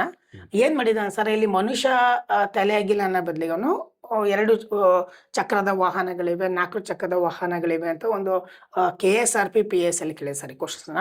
ಸೇಮ್ ಅದನ್ನ ಸಿವಿಲ್ PSL ಕೇಳಿ ಸರ್. ಏನ ಸರ್ ಬಹಳ ಇದೆ, ಒಬ್ಬ ಮನುಷ್ಯನ ಹತ್ತಿರ ಕೆಲವು ಕೋಳಿಗಳು ಮತ್ತು ಹಸುಗಳು ಇದ್ದಾವೆ. ಅವುಗಳ ತಲೆಗಳನ್ನು ಎಣಿಸಿದಾಗ 48. ಸರ್ ಏನಿಲ್ಲ, ನನ್ನ ಹತ್ರ ಒಂದು ಇದ್ದಿದ್ದಾವೆ. ಇದರಲ್ಲಿ ಒಬ್ಬ ಮನುಷ್ಯನ ಹತ್ತಿರ ಕೆಲವು ಕೋಳಿಗಳು, ಸರ್ ನನ್ನ ಹತ್ರ ಏನಿದಾವೆ, ಕೋಳಿಗಳು ಇದ್ದಾವೆ. ಅದೇ ತರನ ಹಸುಗಳು ಕೂಡ ಇದ್ದಾವೆ. ಸರ್ ಅವುಗಳ ತಲೆಗಳನ್ನು ಎಣಿಸಿದಾಗ 48. ಸರ್ ತಲೆ ಅಂದ್ರೆ ಸರ್ ಕಾಮನ್ ಸೆನ್ಸ್. ನಾವು ಈ ಮಲೆನಾಡ್ದಾಗ ಹೋದಾಗ ಸರ್ ಕೂಲಿ ಕೆಲಸ ಬಂದಾಗ ಅವ್ರು ಏನ್ ಹೇಳ್ತಾರೆ ಅಂದ್ರೆ, ಎಷ್ಟು ಮಂಡೆಗಳು ಬಂದವೆ ಎಣ್ಸ್ಕೊಂಬ, ಜನ ಅಂತಿಲ್ಲ ಸರ್, ತಲೆಗಳು ಎಣ್ಸ್ಕೊಂಬ ಎಷ್ಟು ಬಂದೇವೆ. ತಲೆಗಳು ಅಂದ್ರೆ ಸರ್ ಈ ನಂದು ಮಟ್ಟಿಗೆ ಒಂದು ಕೋಳಿಗೆ ಒಂದ್ ತಲೆ ಆದ್ರೆ ಒಂದು ಹಸುಗೆ ಒಂದೇ ತಲೆ ಸರ್. ಇವೆಲ್ಲ ಎಲ್ಲಾ ತಲೆಗಳನ್ನು ಎಣಿಸಿದಾಗ ಕಾಮನ್ ಸೆನ್ಸ್ ನನ್ನ ಹತ್ರ 48 ಅಂದ್ರೆ ಕೋಳಿ ಮತ್ತು ಹಸುಗಳನ್ನು ಎರಡನ್ನೂ ಕೂಡಿಸಿದಾಗ 48 ಪ್ರಾಣಿಗಳು ನನ್ನ ಹತ್ರ ಇದಾವೆ. ಕಾಮನ್ ಸೆನ್ಸ್ ಕನ್ಫ್ಯೂಸ್ ಆಗ್ಬೇಡಿ, ತಲೆಗಳು ಅಂದ್ರೆ 48 ಪ್ರಾಣಿಗಳು ಇದಾವೆ. ಸೊ ಹಾಗಾದರೆ ಪಾದಗಳನ್ನು ಸಂಖ್ಯೆ, ಅದರ ಪಾದಗಳ ಸರ್ ಕೋಳಿಗಳಿಗೆ ಎಷ್ಟು ಪಾದ ಇರುತ್ತೆ, 2 ಪಾದ ಇರುತ್ತೆ ಸರ್. ಹಸುಗಳಿಗೆ 4 ಪಾದ ಇರ್ತದೆ. ಆಮೇಲೆ ಬಹಳ ಬುದ್ಧಿವಂತ ಇರ್ತದೆ ಸರ್. ಏನು ಅಂತಂದ್ರೆ ಪಾದಗಳು 2 ಇದೆ ಸರ್, ಒಂದು ಕೋಳಿ ಕಾಲ್ ಮುರ್ಬಿಟ್ರೆ ಏನ್ ಮಾಡ್ಲಿ, ಅತಿ ಬುದ್ಧಿವಂತರು ಇರ್ತಾರೆ. ಕೋಳಿ ಕಾಲೇನು ಹಸು ಕಾಲು ಮುರಿದ್ರೆ ಓರಿ, ನಮ್ಮೂರಲ್ಲ ಸರ್ ಅದು ಕಾಲು ಮುರಿದ್ರೆ ಯಾವುದು ಕಾಲು ಮುರಿದಿರಲ್ಲ, ಏನು ಮುರಿದಿರಲ್ಲಪ್ಪ. ಹೌದು, ವೆರಿ ವೆರಿ ಇಂಪಾರ್ಟೆಂಟ್. ಸೊ ಏನ ಸರ್, ಹಾಗಾದ್ರೆ ತಲೆಗಳ ಸಂಖ್ಯೆ 48, ಪಾದಗಳ ಸಂಖ್ಯೆ 140 ಆದರೆ ಕ್ವಶನ್ ನೋಡ್ಕೊಳ್ಳಿ, ವೆರಿ ವೆರಿ ಇಂಪಾರ್ಟೆಂಟ್, ಕೋಳಿಗಳ ಸಂಖ್ಯೆಯು ಎಷ್ಟು ಅಂದ್ರೆ ನನ್ನ ಹತ್ರ ಇರುವಂತಹ ಕೋಳಿಗಳ ಸಂಖ್ಯೆ ವೆರಿ ವೆರಿ ಇಂಪಾರ್ಟೆಂಟ್. ಕೋಳಿಗಳ ಸಂಖ್ಯೆ ಅಂದ್ರೆ ಕೋಳಿಗಳ ಸಂಖ್ಯೆ ಬೇಕು, ಅವ್ನು ಏನಾರ ಕೇಳೋ ಸರ್, ಕೋಳಿಗಳ ಸಂಖ್ಯೆ ಕೇಳ್ಬೋದು, ಹಸುಗಳ ಸಂಖ್ಯೆ. ಸರ್ ಬಾಳ ಅಂದ್ರೆ ಬಾಳ ಅಮ್ಮಮ್ಮ ಅಂದ್ರೆ ಸರ್ 1-2 ಲೈನ್ ಜಾಸ್ತಿ ಸರ್ ಇದು ಮಾಡಕ್ಕೆ. ಸೊ ಬಾಳ ಈಸಿ. ಹೆಂಗೇನು ನೋಡಿದ್ರೆ ನಾವು ಸರ್ ಎಲ್ಲರೂ ಕುತ್ಕೊಂತೇವೆ, ಕುತ್ಕೊಂಡಾಗ ನಾನ್ ವೆಜ್ಜಿಗೆ ಆರ್ಡ್ರ್ ಮಾಡ್ತೀವಿ ಅಂದ್ರೆ ಆಲ್ಮೋಸ್ಟ್ ಭಾಳ ಜನಕ್ಕೆ ಏನು ಇಷ್ಟ ಆಗುತ್ತೆ, ಕಾಲು, ಯಾವ ಕಾಲು, ಕೋಳಿ ಕಾಲು ತಗೊಂಬರ್ರಿ, ಕಾಲು ಇಷ್ಟ ಆಗ ಅಂದ್ರೆ ಈ ಕ್ವಶನ್ ತಲೆ ಕಾಲು ಅಂತ ಕೇಳ್ದ ಸರ್, ಮೊದಲು ನಾನು ಏನ್ ಮಾಡ್ಬೇಕು, ಕಾಲುನ ಆಯ್ಕೆ ಮಾಡ್ಬೇಕು ಸರ್. ಭಾಳ ಶಾರ್ಟ್ ಕಟ್ ಹೇಳ್ಕೊಡ್ತೀವಿ. ಕಾಲುಗಳ ಸಂಖ್ಯೆ ಎಷ್ಟು, 140 ಕಾಲನ್ನು ಆಯ್ಕೆ ಮಾಡೋದು ಸರ್. ಫಸ್ಟ್ ಕ್ಲಿಯರ್ ಆಗಿ ಕಾಲನ್ನು ಆಯ್ಕೆ ಮಾಡೋಕೆ ಶಾರ್ಟ್ ಕಟ್ ಹೇಳ್ಬಿಡ್ತೀನಿ. ಸೊ ಹಾಗಾದ್ರೆ ಎಷ್ಟು ಜಾತಿ ಪ್ರಾಣಿ ಇದಾವೆ, ಇರೋದು 2 ಜಾತಿ, ಡಿವಿಜಬಲ್ ಬೈ 2 ಜಾತಿ ಪ್ರಾಣಿ ಅಲ್ಲ ಸರ್. ಫಸ್ಟ್ ದ ಆನ್ಸರ್ ಎಷ್ಟು ಬಂತು, 70 ಬಂತು sir. Clear sir. First step ಏನ್ ಮಾಡ್ತೀನಿ, ಕಾಲುನ ಆಯ್ಕೆ ಮಾಡ್ತೀನಿ. ತಲೆ ಇರ್ಬೇಕು, ನಾವು ಹೋಟ್ಲಿಗೆ ಹೋದಾಗ ಕಾಲನ್ನ ಆರ್ಡರ್ ಮಾಡಬೇಕು, ಕಾಲ್ ಸೂಪನ್ನ ಆರ್ಡರ್ ಮಾಡಬೇಕು. ಕಾಲು ಆಯ್ಕೆ ಮಾಡಿದೆ, ಎಷ್ಟು ಜಾತಿ ಪ್ರಾಣಿ ಇದಾವೆ ನಂತರ 2 ಜಾತಿ, ಡಿವೈಡ್ ಮಾಡಿದ್ರೆ 70 ಬಂತು.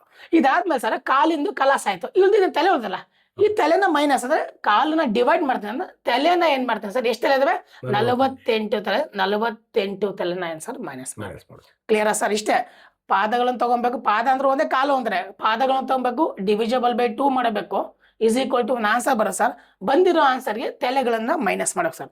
ಹಾಗಾದ್ರೆ ಎಷ್ಟು ಬಂತು ಸರ್, 70ಯಲ್ಲಿ 74 ಹೋದ ಸರ್ 2 ಆಗುತ್ತೆ. ಸೊ ಇದು ಎಷ್ಟಾದ 22 ಬರುತ್ತೆ ಸರ್. ಸೊ ಸರ್ ಅಲ್ಲಿ 20 very very important sir. 22 option 100% 22 ಇರುತ್ತೆ, ಬಟ್ 22 ಆನ್ಸರ್ ಅಲ್ಲ. ಯಾಕೆ ಆನ್ಸರ್ ಅಲ್ಲ ಸರ್, ನನಗೆ ಕೇಳಿದ ಕೋಳಿಗಳ ಸಂಖ್ಯೆ, ಹಸುಗಳ ಸಂಖ್ಯೆ ಕೇಳಿದ್ವಿ ಸರ್. ಇದು ಏನಂದ್ರೆ ಹಸುಗಳ ಸಂಖ್ಯೆ, ಇದರ ಸಂಖ್ಯೆ ಏನಂದ್ರೆ ಹಸುಗಳ ಸಂಖ್ಯೆ. ಯಾಕೆ ಹಸುಗಳ ಸಂಖ್ಯೆ ಸರ್, ಈ ಬಂದಿರುವ ಆನ್ಸರ್ ಯಾವ ಪ್ರಾಣಿಗೆ ಹೆಚ್ಚು ಕಾಲಿರುತ್ತಲ್ಲ ಸರ್, ಅದು ಆನ್ಸರ್ ಆಗಿರುತ್ತೆ. ಹಾಗಾದ್ರೆ ಬಟ್ ನನಗೆ ಬೇಕಾಗಿದ್ದು ಕೋಳಿಗಳ ಸಂಖ್ಯೆ ಅಲ್ಲ ಸರ್. ಅಂದ್ರೆ ಏನು ಸರ್, ನನ್ನ ಹತ್ರ ಎಷ್ಟು ಪ್ರಾಣಿಗಳು, 48 ಪ್ರಾಣಿಗಳಿದಾವೆ. ಅದರಲ್ಲಿ ಹಸುನ ಮೈನಸ್ ಮಾಡಿದ್ರೆ ನನಗೆ ಬರೋದೆಷ್ಟು ಉಳಿಕಿದ್ದು, ಸೊ 26. ದಿಸ್ ಇಸ್ ವಾಟ್ ಅಂದ್ರೆ ಕೋಳಿಗಳ ಸಂಖ್ಯೆ. Very very important sir. ಕೇಳ್ಕೊಳ್ಳಿ, ಇನ್ನೊಮ್ಮೆ ಹೇಳ್ತೀನಿ.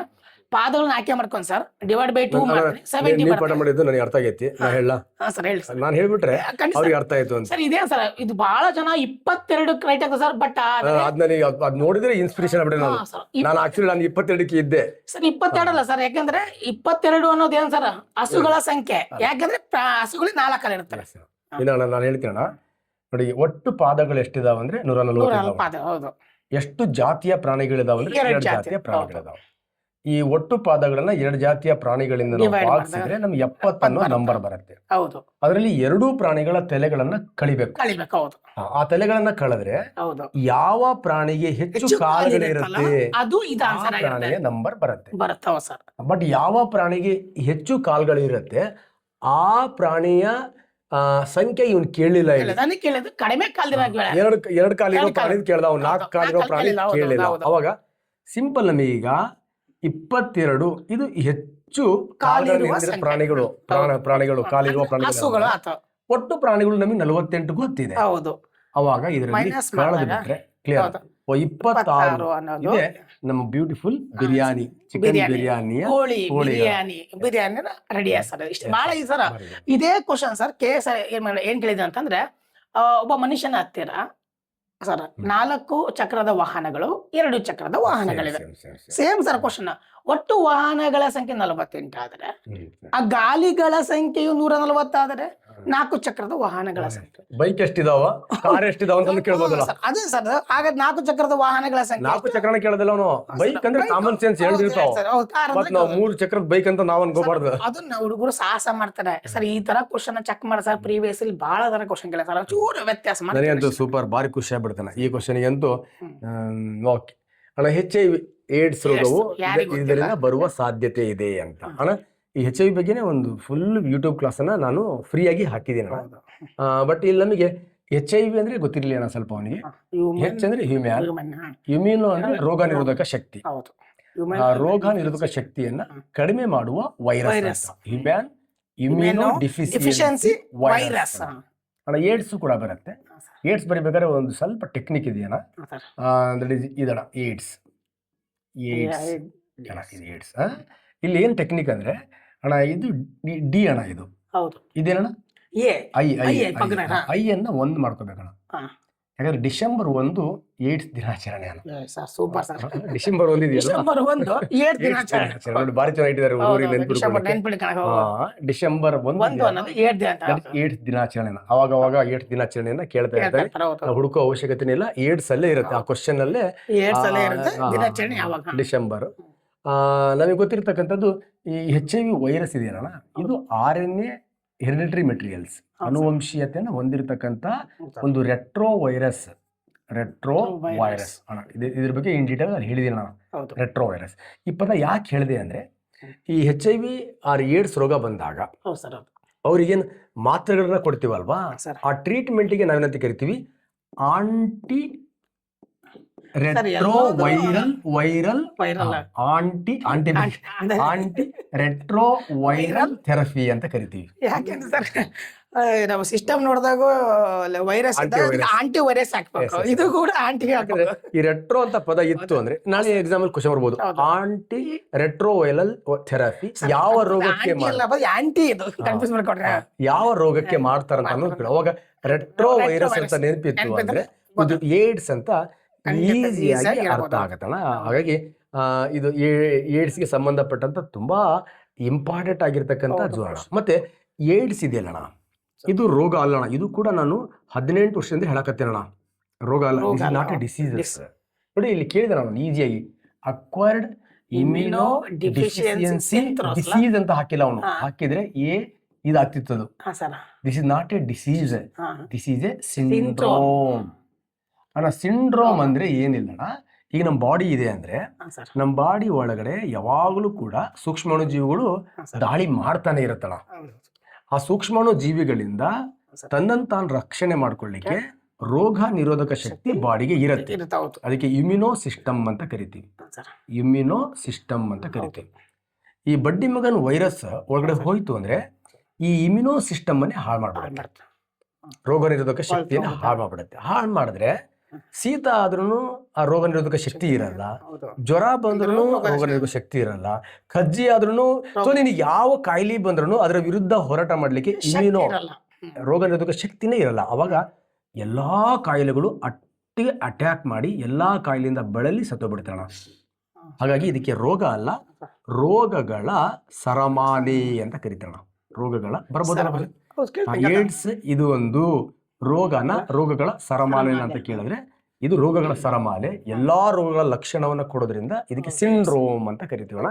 ಇದ್ರ ಜೊತೆಗೆ ಇದಕ್ಕೆ ಟ್ರೀಟ್ಮೆಂಟ್ ಏನಿದೆ, ಏನು ಮಾಹಿತಿಗಳು, ಟೆಸ್ಟ್ಗಳು ಎಲಿಸಾ ಟೆಸ್ಟ್ ಇದೆ, PCR ಟೆಸ್ಟ್ ಇದೆ. ನೆಕ್ಸ್ಟ್ ಫಸ್ಟ್ ಕಂಡು ಬಂದಿದ್ದೆ ಇದು ಅಮೆರಿಕದಲ್ಲಿ 1981. ನೆಕ್ಸ್ಟ್ ಆಲ್ಮೋಸ್ಟ್ ರೋಗಗಳು ಅಮೆರಿಕ ಬಿಟ್ಟು ಚೀನಾ ಇತ್ತೀಚೆಗೆ ಜಾಸ್ತಿ ಬರ್ತದೆ. ನೆಕ್ಸ್ಟ್ 1983 ಇದಕ್ಕೆ HIV ಕಾರಣ ಅಂತ ಫ್ರೆಂಚ್ ದವರು ಕಂಡುಹಿಡಿತಾರೆ. ಅದಕ್ಕೆ HIV ಅಂತ 1984 ಅಲ್ಲಿ ನಾಮಕರಣ ಆಗತ್ತೆ. ಫಸ್ಟ್ 1986 ಅಲ್ಲಿ ಅಂಡ್ 87 ನಮ್ಮ ಭಾರತದ ಚೆನ್ನೈಯಲ್ಲಿ ಈ ಚಂದದ ರೋಗ ಕಂಡು ಬರುತ್ತೆ. ಚೆನ್ನೈಯಲ್ಲಿ ಚಂದದ ರೋಗ. ಚಂದದ ರೋಗ, ಎಷ್ಟು ನೆನಪು, ಚೆನ್ನೈಯಲ್ಲಿ ಚಂದದ ರೋಗ. ಚಂದದ ರೋಗ ಯಾವುದು ಅಂತ ಹೇಳ ನಮ್ಮ ಕರ್ನಾಟಕದಲ್ಲೂ ಕೂಡ ಕಂಡು ಬರುತ್ತೆ. ಸೌದತ್ತಿಯಲ್ಲಿ ಫಸ್ಟ್ ಈ ಪೇಷಂಟ್ ಕಂಡು ಬರುತ್ತಲ್ಲ. ಇದ್ರ ಬಗ್ಗೆ ಕಂಪ್ಲೀಟ್ ಆಗಿ Sadhana Shankar academy YouTube channel free class ಮಾಡಿದ್ದೀನಿ. ಸ್ನೇಹಿತರೆ ನೋಡ್ಕೊಳ್ಳಿ, ಏಡ್ಸ್ ಹೇಗೆ ಬರುತ್ತೆ, ಹೇಗೆ ಹರಡುತ್ತೆ, ಇದರ ವಿರುದ್ಧ ಏನು, ಒಬ್ಬ ತಾಯಿಯ ಮಗುವಿಗೆ ಹಾಲಿಂದ ಬರುತ್ತಾ ಒಂದು ಅಣ್ಣ ಇದೊಂದು ಮಜಾ ಅಣ್ಣ. ಹೆಂಗಂದ್ರೆ ಈ ಸಿಂಪಲ್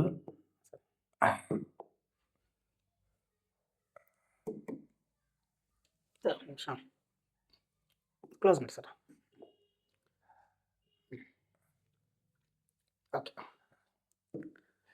ಸಿಂಪಲ್ ಈ ಒಂದು ತಾಯಿಗೆ ಎಕ್ಸಾಂಪಲ್, ಒಂದು ತಂದೆಗೂ ಏಡ್ಸ್ ಇರತ್ತೆ, ಹೌದು, ತಾಯಿಗೂ ಏಡ್ಸ್ ಇರತ್ತೆ. ಪಾಪ ಇವರು ಏಡ್ಸ್ ಬಂದ ಬರೋ ನಮಗೆ ಬಂದಿದೆ ಅನ್ನೋ ಮುಂಚೆ ಒಂದು ಬೇಬಿ ಒಳಗಡೆ ಡೆವಲಪ್ಮೆಂಟ್ ಆಗೋಕೆ ಸ್ಟಾರ್ಟ್ ಆಗ್ಬಿಡುತ್ತೆ. ಹಣ ಆ ಮಗುವನ್ನ ಏಡ್ಸ್ ರೋಗ ಇಲ್ಲದ ಹಾಗೆ ಈಸಿಯಾಗಿ ನಾವು ಅದನ್ನ ಜನನ ಮಾಡಿಸ್ಬೋದಣ್ಣ. ಇದಕ್ಕೆ ಸಂಬಂಧಪಟ್ಟಂತ ಕ್ಯೂರಿಯಾಸಿಟಿ ಕೊಟ್ಟಿದ್ದೀನಿ. ಮಗು ಅಂದ್ರೆ ಹೊಟ್ಟೆಯಲ್ಲಿ ಎಷ್ಟು ತಿಂಗಳು ಅಲ್ಲ ಇವಾಗೆಲ್ಲ ಮಾಡ್ತಾರಲ್ಲ ಸರ್ ಚೆಕ್, ಅಂದ್ರೆ 3 ತಿಂಗಳಿಗೆ ಚೆಕ್ ಮಾಡ್ತಾರಲ್ಲ, ಅವಾಗ ಗೊತ್ತಾಗ್ಬಿಟ್ರೆ ಅವಾಗ ಟ್ರೀಟ್ಮೆಂಟ್ ಸರ್ ಆಗೋಲ್ಲ ಸರ್. ಟ್ರೀಟ್ಮೆಂಟ್ ಸ್ಟಾರ್ಟ್ ಆಗ್ಬಿಡುತ್ತಲ್ಲ ಅವಾಗ. ಅಲ್ಲೇನಂದ್ರೆ ಇದು ಮತ್ತೆ ಅದ್ರ ಬಗ್ಗೆ ಇನ್ ಡೀಟೇಲ್ ಆಗಿ ಆಪಲ್ ಹೇಳ್ಬಿಟ್ಟಿದ್ದೀನಿ. ಆ ಕ್ಯೂರಿಯಾಸಿಟಿ ಕೊಡಕ್ಕೆ ಸ್ಟಾಪ್ ಮಾಡಿದ್ದೀನಿ. ಇನ್ನೊಂದು ಡಯಾಗ್ರಾಮ್ ಯಾರು ಕೊಡಿ ಸರ್ ನಮಗೆ? ಅದ್ಭುತವಾಗಿ ಡಯಾಗ್ರಾಮ್ ಡಯಾಗ್ರಾಮ್ ಬರ್ತಲ್ಲ ಸರ್, ಅದ್ಭುತವಾಗಿ ಸರ್ ಡಯಾಗ್ರಾಮ್ ಚೆನ್ನಾಗಿದೆ ಸರ್. ನೆಕ್ಸ್ಟ್ ಡಯಾಗ್ರಾಮ್ ಯಾರು ಹೇಳ್ಕೊಟ್ಟು ಗೊತ್ತಾಗಿಲ್ಲ ಸರ್. ಬಯಾಲಜಿ ಟೀಚರ್ನ ಬಯಾಲಜಿಲಿ ನಾವು ಬರೀಲೇಬೇಕಲ್ಲ, 2 ಜಡೆ ಆ ಕಡೆ ಈ ಕಡೆ ಬರ್ತಾರೆ ಸರ್. ಅದು ನಾನು ಹಿಂಗ್ ಬರ್ದ್ರೆ ಅಪ್ಪ ಅಮ್ಮ ಅಂತ, ಬಟ್ ಅಮ್ಮಗೆ ಚೂರು ಹಿಂಗ್ ಬರೀಬೇಕು ಸರ್.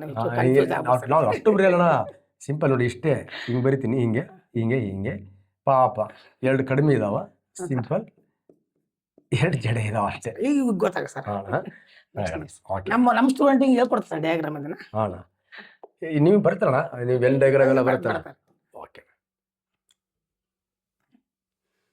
ಸರ್, ಇದು ಮೊನ್ನೆ ರೀಸೆಂಟ್ ಆಗಿ ಇದ್ರ ಮೇಲೆ ಟಾಪಿಕ್ ಮಾಡಿ ಸರ್. ಇದೇ ಕ್ವಶನ್ ಎತ್ಕೊಂಡು ಸರ್. ಸರ್ ಏನಿಲ್ಲ, ಇದು ರೂಲ್ ನಿಮಗೆ 100ಗೆ 100% ಸರ್. ಸರಳೀಕರಣದಲ್ಲಿ ನಾ ಹೇಳಿದ್ದೀನಿ ಸರ್, ಸರಳೀಕರಣದಲ್ಲಿ ಸರ್ ಇದ್ರ ಮೇಲೆ ಕ್ವಶನ್ ರೈಸ್ ಮಾಡ್ತಾನೆ. ಸರಳೀಕರಣ ಈಸ್ ನಥಿಂಗ್ ಬಟ್ ಏನ್ ಸರ್, ಬಾಡ್ ಮಾಸ್ ರೂಲ್. ತುಂಬಾ ಜನ ಬದ್ಮಾಸ್ ಅನ್ಕಂತಾರೆ ಸರ್. ಬಾಡ್ ಮಾಸ್ ರೂಲ್ ಬಿಡಿ, ಅವರು ಬಾಡ್ ಮಾಸ್ ಸರ್. ಬ್ರಾಕೆಟ್ ಸರ್ ನಮ್ಗೆ ಗೊತ್ತಿರುತ್ತೆ. ನಮಗೆ ಯೂಶುವಲ್ ಆಗಿ ಯೂಸ್ ಮಾಡೋದು 3 ಬ್ರಾಕೆಟ್ ಸರ್. ಇನ್ನೊಂದು ಬ್ರಾಕೆಟ್ ಇದೆ, ರೇಖಾವರ್ಣ ಅಂತ, ಅಲ್ಪವರ್ಣ, ಪುಷ್ಪವರ್ಣ, ದೀರ್ಘವರ್ಣ, ರೇಖಾವರ್ಣ. ಇದನ್ನ ಕಾಮನ್ ಬ್ರಾಕೆಟ್ ಅಂತ ಕರೀತಾರೆ ಸರ್. ಇದನ್ನ ಫ್ಲವರ್ ಬ್ರಾಕೆಟ್, ಇದನ್ನ ಬಾಕ್ಸ್ ಬ್ರಾಕೆಟ್ ಅಂತ ಕರೀತಾರೆ ಸರ್. ಆಫ್ ಅಂತ ಬಂದಾಗ ಸರ್ ಪರ್ಸೆಂಟೇಜ್ ಅಲ್ಲಿ ಯೂಸ್ ಮಾಡ್ತಾರೆ. ನಾನು ಯೂಟ್ಯೂಬ್ ಅಲ್ಲಿ ಹೇಳಿದ್ದೀನಿ, ಸೊ ಚೆಕ್ ಮಾಡಿ ಸಿಗುತ್ತೆ. Division, multiplication, addition, subtraction sir. Sir ಒಂದು ರೂಲ್ ಇದೆ, ಇದನ್ನ ಸಿಂಪ್ಲಿಫೈ ಮಾಡಿದ್ರೆ ಎಲ್ಲವೂ ಒಂದು ಆನ್ಸರ್ ಬರ್ತಾರೆ ಇದು ಸಿಂಪ್ಲಿ. ಬಟ್ ಆದರೆ ನನಗೆ ಒಂದು ರೂಲ್ ಪ್ರಕಾರ ಮಾಡಿದ್ರೆ ಎಕ್ಸಾಕ್ಟ್ ಆಗಿ ಆನ್ಸರ್ ಬರುತ್ತೆ. ಏನು ರೂಲ್ ಏನೋ ಸರ್, ಅವ್ನು ಯಾವ್ದಾರ ಒಂದು ಕ್ವಶನ್ ಕೊಟ್ಟ ಸರ್, ಸರಳೀಕರಣ ಯಾವ ಕ್ವಶನ್ ಕೊಡ್ಲಿ, ಮೊದಲು ಬ್ರಾಕೆಟ್ ಇದೆಯಾ ಚೆಕ್ ಮಾಡ್ಬೇಕು ಸರ್. ಅದ್ರೊಳಗೆ ಸರಿ ಮಾಡ್ಕೋ. ಬ್ರಾಕೆಟ್ ಎಲ್ಲಿರೋದ್ಯಾ ಸರ್? ಇಲ್ಲ, ನಾನು ಇದ್ರ ಕೈ ಬಿಟ್ಬಿಡ್ಬೇಕು, ನನ್ನ ಸಮಸ್ಯೆ ಇಲ್ಲ ಇದ್ರದ್ದು. ನೆಕ್ಸ್ಟ್ ಆಫ್, ಬ್ರಾಕೆಟ್ ಇಲ್ಲ ಅಂದ್ರೆ ನಮ್ ನೆಕ್ಸ್ಟ್ ಎಲ್ಲಿ ಹೋಗ್ಬೇಕು ಸರ್? ಆಫ್ ಹತ್ರ ಹೋಗ್ಬೇಕು. ಇಲ್ಲೆಲ್ಲರ ಆಫ್ ಇದೆಯಾ? ಆಫ್ ಇಲ್ಲ ಅಂದ್ರೆ ಮೆನ್ಷನ್ ಮಾಡ್ತಾರೆ. ಆಫ್ ಈಸ್ ನಥಿಂಗ್ ಬಟ್ ಕನ್ನಡದ ರಾ ಅಂತ ಕರೀತಾರೆ ಸರ್. 50ರ 500 ಎಷ್ಟು ಅಂತ ಕರೀತಾರೆ ಸರ್. ಅಂದ್ರೆ 50% ಆಫ್ 500 ಅಂದ್ರೆ ನನ್ನ ಹತ್ರ 500 ರೂಪಾಯಿ ಇದೆ. 500 ರೂಪಾಯಿದಲ್ಲಿ 50% ಅಮೌಂಟ್ ಎಷ್ಟು? 250 ರೂಪಾಯಿ. ಭಾಳ ಈಸಿ ಸರ್. ಅದ್ರ ಬಗ್ಗೆ ನಿಮಗೆ ಯೂಟ್ಯೂಬ್ ಅಲ್ಲಿ ಹೇಳಿದ್ದೀನಿ ಸರ್, ಒಂದ್ಸಲ ಚೆಕ್ ಮಾಡಿ ಸಿಗುತ್ತೆ. ಅದಾದ್ಮೇಲೆ ಸರ್ ವೆರಿ ಇಂಪಾರ್ಟೆಂಟ್, ನಮಗೆ ತುಂಬಾ ಕೇಳಿದ್ದು ಪೀಸ್ ಅಲ್ಲಿ ಇವಿಷ್ಟೇ sir. Division, multiplication, addition, subtraction. So ಏನು ಸರ್, ನಮ್ಗೆ ಮೊದಲು ಕ್ವಶನ್ ಕೊಟ್ಟರು ಸರ್, ಮೊದಲು ಡಿವಿಷನ್ ನೋಡ್ಬೇಕು. ಅವ್ನು ಏನಾರ ಕೊಡ್ಲಿ, ಎಲ್ಲಾರ ಕೊಡ್ಲಿ, ಹಾಳಾಗಿ ಬಿಡ್ಲಿ, ನನಗೆ ಡಿವಿಷನ್ ಇದೆಯಾ ಚೆಕ್ ಮಾಡ್ಬೇಕು. ಡಿವಿಷನ್ ಅಂತ ಸರ್, ಡಿವಿಷನ್ ಸಿಂಪ್ಲಿಫಿಕೇಶನ್ ಮಾಡ್ಬೇಕು ಫಸ್ಟ್. ಡಿವಿಷನ್ ಇಲ್ಲ ಅಂದ್ರೆ ಕಾಲಕ್ಕೆ ಮಲ್ಟಿಪ್ಲಿಕೇಶನ್ ಹೋಗ್ಬೇಕು. ಡಿವಿಷನ್ ಸಿಂಪ್ಲಿಫಿಕೇಶನ್ ಮಾಡಾದ್ಮೇಲೆ ಮಲ್ಟಿಪ್ಲಿಕೇಶನ್ ಸರ್. ಆಮೇಲೆ ಅಡಿಷನ್, ಸರ್ ಅಡಿಷನ್ ಸಬ್ಸ್ಟ್ರಾಕ್ಷನ್ ಏನೇ ಮಾಡಿದ್ರು ಆನ್ಸರ್ ಬರುತ್ತೆ. ಫಸ್ಟ್ ಸಬ್ಸ್ಟ್ರಾಕ್ಷನ್ ಮಾಡಿ, ಅಡಿಷನ್ ಮಾಡಿ, ಆನ್ಸರ್ ಸೇಮ್ ಬರುತ್ತೆ ಸರ್. ಏನ ಸರ್ ಭಾಳ ಈಸಿ, ನೀವೇ ಮಾಡ್ತೀವಿ ಸರ್. 25 ಡಿವಿಜಬಲ್ ಬೈ 5 ಪ್ಲಸ್ 3, ಇದು ಸ್ಟಾರ್ ಅಂದ್ರೆ into is is equal to 2. ಬಹಳ ಈಸಿ ಕ್ವಶನ್ ಸರ್. ಮೊದಲು ರೂಲ್ ಪ್ರಕಾರ ಸರ್ ಬ್ರಾಕೆಟ್ ಇಲ್ಲ, ಆಫ್ ಇಲ್ಲ. ನೆಕ್ಸ್ಟ್ ಯಾವ್ದಿರೋದು? Division sir. ಡಿವಿಷನ್ ಮಾಡೋದಲ್ಲ, ತುಂಬಾ ಜನ ಕನ್ಫ್ಯೂಸ್, ಅತಿ ಬುದ್ಧಿವನ್ನ ಹಿಂಗ್ ಡಿವೈಡ್ ಬೈ 2 ಅಂದ್ರೆ ಇದು ಬೇರೆ ಅನ್ಕಂತಾರೆ. ಹಿಂಗಂದ್ರು ಒಂದೇ, ಹಿಂಗಂದ್ರು ಒಂದೇ, ಹಿಂಗಂದ್ರು ಒಂದೇ ಸರ್. ಇಲ್ಲ ಸರ್ ಭಾಳ ಇದೆ. ಮೊದಲು ಡಿವಿಷನ್ ಮಾಡ್ಬೇಕು. 5 1 5, 5 5 25. Clear sir? ಡಿವಿಷನ್ ಮುಗಿದ 5 ಬರ್ಕೊಂಡಿ, ಪ್ಲಸ್ 3 ಬರ್ಕೊಂಡಿ, ಇಂಟು 2 ಬರ್ಕೊಂಡಿ. Question mark sir. ಇವಾಗ ನೆಕ್ಸ್ಟ್ ಸರ್ ಇದು ಕಂಪ್ಲೀಟ್ ಸರ್. ನೆಕ್ಸ್ಟ್ ಇಲ್ಲಿ ಬಂದ್ರೆ ಸರ್ ನೆಕ್ಸ್ಟ್ ಮಲ್ಟಿಪ್ಲಿಕೇಶನ್ ಮಲ್ಟಿ ಬಹಳ ಅತಿ ಬುದ್ಧಿವಂತರು ಅಡಿಷನ್ ಮಾಡ್ತಾರೆ. 5 3 15 15 2 30 ಇದ್ರ ಆಪ್ಷನ್ ಇರಲ್ಲ. ಆಗ ನಾ ಕ್ವಶನ್ ತಪ್ಪಂತ ಎದ್ದು ಬರ್ತಾರೆ ಸರ್. ಏನಿಲ್ಲ ನೆಕ್ಸ್ಟ್ ಮಲ್ಟಿಪ್ಲಿಕೇಶನ್ ಸರ್. ಅಂಡರ್ಲೈನ್ ಹಾಕೊಂಡ್ಬಿಟ್ರೆ ಮುಗಿತು. 5 ಹಂಗೆ ಇರುತ್ತೆ ಪ್ಲಸ್ 3 2 6 ಸರ್. ಇವೆರಡನ್ನೇ ಆಡ್ ಮಾಡಿದಾಗ ನನಗೆ ಬರುವಂತ ಆನ್ಸರ್ ಅನ್ನೊಂದು ಬಹಳ ಈಸಿ ಆಗಿರೋದು ಆಪ್ಷನ್ ಎ ಈಸ್ ಸರ್. ಬದ್ಮಾಸುಗಳು ಗೊತ್ತಿರಕ್ಕಲ್ಲ ಸರ್. 1 ಮಾರ್ಕ್ ಪಕ್ಕ ಸರ್. ಈಸಿ ಹೇಳೋದು. ನೇರಳಾತೀತ ವಿಕಿರಣಗಳನ್ನ ಆವಿಷ್ಕರಿಸಿದವರು ಯಾರು ಅಂತ. ಅಲ್ಟ್ರಾವೈಲೆಂಟ್ ಯುವಿ ರೇಸ್ ಇದೆಯಲ್ಲ, ಈ ಯುವಿ ರೇಸ್ ನಮ್ಮ ದೇಹದಲ್ಲಿ ವಿಟಮಿನ್ ಡಿ ಅನ್ನ ಸಿಂಥಸಿಸ್ ಮಾಡ್ತಕ್ಕಂಥ ರೇಸ್. ವಿಟಮಿನ್ ಡಿ ಅನ್ನ ಸಿಂಥಸಿಸ್ ಮಾಡ್ತಕ್ಕಂಥ ರೇಸ್ ಇದು. ಸೂರ್ಯನಿಂದ ಬರ್ತಕ್ಕಂಥ ನೇರಳಾತೀತ ಕಿರಣಗಳು. ಈ ನೇರಳಾತೀತ ಕಿರಣಗಳನ್ನ ಕಂಡುಹಿಡಿದವನು ಯಾರಪ್ಪ ಅಂತ ಕೇಳಿದ್ರೆ JW ರಿಕ್ಟರ್. ಆಕ್ಚುಲಿ ಸೂರ್ಯನಿಂದ ಏನು ಬೆಳಕು ಬರುತ್ತೆ ಅಂತ ಫಸ್ಟ್ ನ್ಯೂಟನ್ ಹೇಳ್ತಾನೆ. ಹೌದು. ನೆಕ್ಸ್ಟ್ ಮ್ಯಾಕ್ಸ್ವೆಲ್ ಏನು ಹೇಳ್ತಾನೆ, ಸೂರ್ಯನಿಂದ ಬರೀ ಬೆಳಕು ಬರಲ್ಲ, ವಿಕಿರಣಗಳು ಬರುತ್ತೆ, ರೇಡಿಯೇಷನ್ಸ್ಗಳು ಬರುತ್ತೆ ಅಂತ ಬರುತ್ತೆ. ನೋಡಿ ಅದು ಹೆಂಗೆ ಆವಿಷ್ಕಾರ ಆಗತ್ತಣ. ಬೆಳಕು ಬರುತ್ತೆ ಅಂತ ನ್ಯೂಟನ್ ಹೇಳ್ತಾನೆ. ಬೆಳಕಲ್ಲಿ 7 ಬಣ್ಣಗಳಿದೆ ಅಂತ ಹೇಳ್ತಾನೆ. 7 ಬಣ್ಣಗಳನ್ನು ಈ ತರ ವಿಬ್ ಗಯಾರ್ ಅಂತ ಬರೀತಾನೆ. ಅಂದ್ರೆ ಸಿಂಪಲ್ ವೈಲೆಟ್ ಈ ಕಡೆ ಎಡಜಲ್ಲಿದೆ, ರೆಡ್ ಈ ಕಡೆ ಎಡಜಲ್ಲಿದೆ. ಇದನ್ನ ಯಾರು ಕಂಡುಹಿಡಿತಾರೆ ಅಂದ್ರೆ sir Isaac Newton, the father of ancient physics. ಅಣ್ಣ ಇವ್ನು ಹೇಳಿ ಹೋದ್ಮೇಲೆ ಮತ್ತೆ ತುಂಬಾ ಆವಿಷ್ಕಾರ ಆಗ್ಬಿಡತ್ತೆ.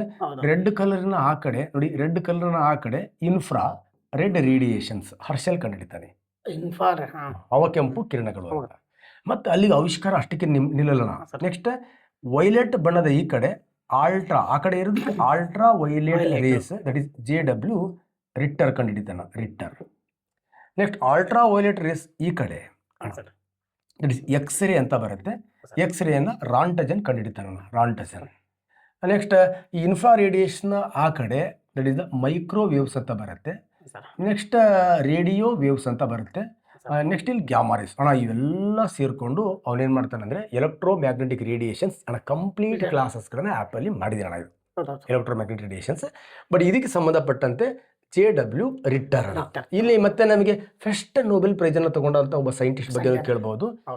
W ರಾಂಟಜನ್ ಎಕ್ಸ್ರೇಗೆ 1900 ಅಲ್ಲಿ ಫಸ್ಟ್ ಮೊಟ್ಟ ಮೊದಲ ಭೌತಶಾಸ್ತ್ರದ ನೊಬೆಲ್ ಪಾರಿತೋಷಿಕ ಯಾರಿಗೆ ಸಿಕ್ತು ಅಂತ ಕೇಳಿದ್ರೆ ರಾಂಟಜನ್ಗೆ. ಯಾವ ವಿಷಯಕ್ಕೆ ಸಿಕ್ತು ಅಂದ್ರೆ ಎಕ್ಸ್ ಕಿರಣಕ್ಕೆ ಸಿಕ್ತು ಅಂತ. ಥಾಮಸ್ ಆಲ್ವಾ ಎಡಿಸನ್ ಎಲ್ರಿಗೂ ಗೊತ್ತಿದೆ ಅಣ್ಣ. ಬಲ್ಬ್ ಅನ್ನ ಕಂಡುಹಿಡಿದಂತಹ ಒಬ್ಬ ಮಹಾನ್ ವ್ಯಕ್ತಿ ಯಾರಪ್ಪ ಅಂತ ಕೇಳಿದ್ರೆ ಥಾಮಸ್ ಆಲ್ವಾ ಎಡಿಸನ್. ಬಲ್ಬ್ ಇಲ್ಲ ಅಂದ್ರೆ ನಮಗೂ ಬಹಳ ಕಷ್ಟ ಆಗೋದು, ಬ್ಯಾನಿನ ಆಗ ಸರ್. 1600 ಸಂಶೋಧನೆಗಳನ್ನು ಮಾಡಿದ್ದಾನೆ. 1000 ಸತಿ ಈ ಬಲ್ಬ್ ಅನ್ನ ಕಂಡುಹಿಡಲಿಕ್ಕೆ ಫೇಲ್ಯೂರ್ ಆಗಿ ಲಾಸ್ಟಿಗೆ ಸಕ್ಸಸ್ ಆಗ್ತಾನೆ. ಅವನ ಇತಿಹಾಸದಲ್ಲಿ ಉಳ್ಕೋತಾನೆ. ಹಾಗಾಗಿ ಒಂದ್ಸತಿ ಫೇಲ್ಯೂರ್, 10 ಸತಿ ಫೇಲ್ಯೂರ್ ಆಗೋದು ತಲೆ ಕೆಡಿಸ್ಕೊಳ್ಳೋ ಅವಶ್ಯಕತೆ ಇಲ್ಲ.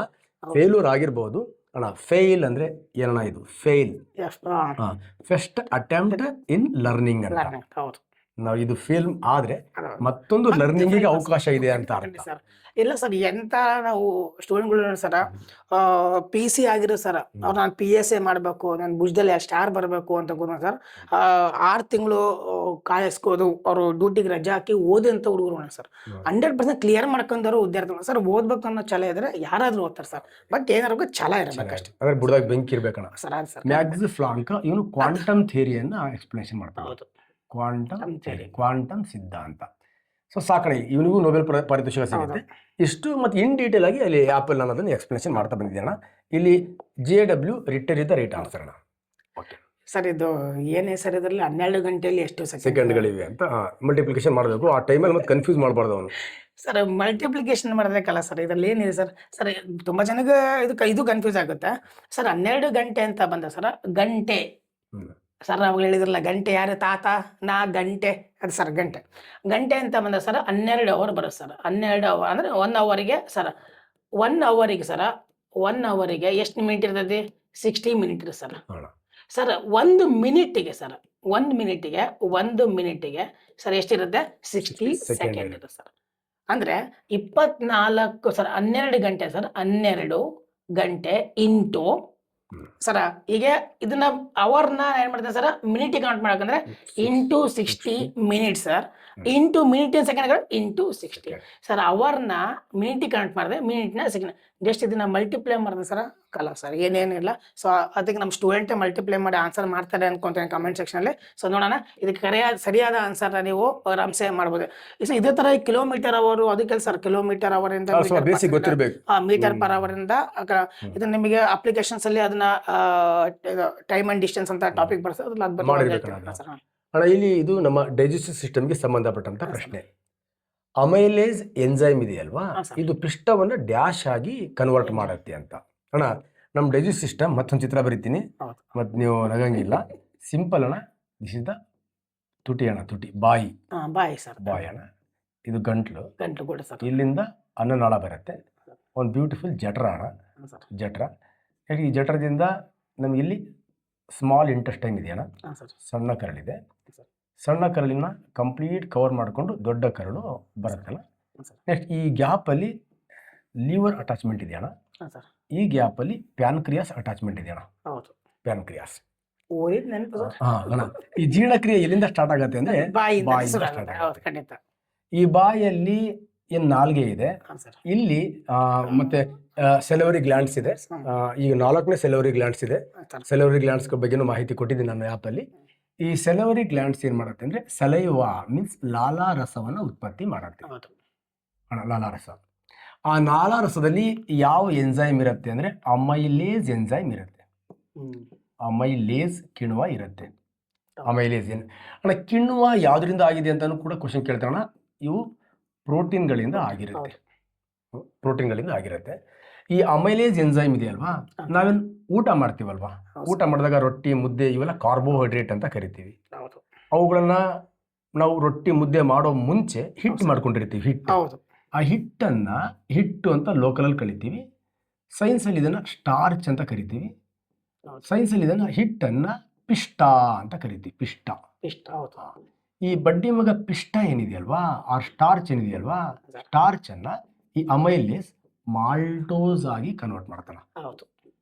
ಮಾಲ್ಟೋಸ್ ಆಗಿ ಕನ್ವರ್ಟ್ ಮಾಡುತ್ತೆ. ಹಾಗಾದ್ರೆ ಮಾಲ್ಟೋಸ್ ರೈಟ್ ಆನ್ಸರ್ ಯಾವ್ದಾದ್ರೆ ದಿಸ್ ಇಸ್. ನೆಕ್ಸ್ಟ್ ನೀವು ಪೆಪ್ಸಿ ಕುಡಿದೀಣ? ಕುಡ್ದೇನು ಸರ್. ಆ ಪೆಪ್ಸಿ ಇದೇ ಒಂದು ಟೆಕ್ನಿಕ್ ಮೇಲೆ ಮಾಡಿರೋದಣ. ಜಠರ ಒಂದು ಎನ್ಸೈಮ್ ರಿಲೀಸ್ ಮಾಡತ್ತಾನ ಪೆಪ್ಸಿನ್. ಇದು ಪ್ರೋಟೀನ್ ಅನ್ನ ಜೀರ್ಣ ಮಾಡತ್ತಾನ. ಅದಕ್ಕೆ ಸರ್ರಾಗ ನಾನ್ ವೆಜ್ ಅಂದಾಗ ಪೆಪ್ಸಿ ತಂಬ ಕೋಕಾ-ಕೋಲಾ ಪೆಪ್ಸಿ ಸ್ವಲ್ಪ ಕೆಲಸ ಮಾಡತ್ತಲ್ಲ ಪೆಪ್ಸಿ. ಬಯಾಲಜಿಕಲ್ ವರ್ಡ್ ಅಲ್ಲಿಗೆ ತಗೊಂಡಿರೋದಣ್ಣ.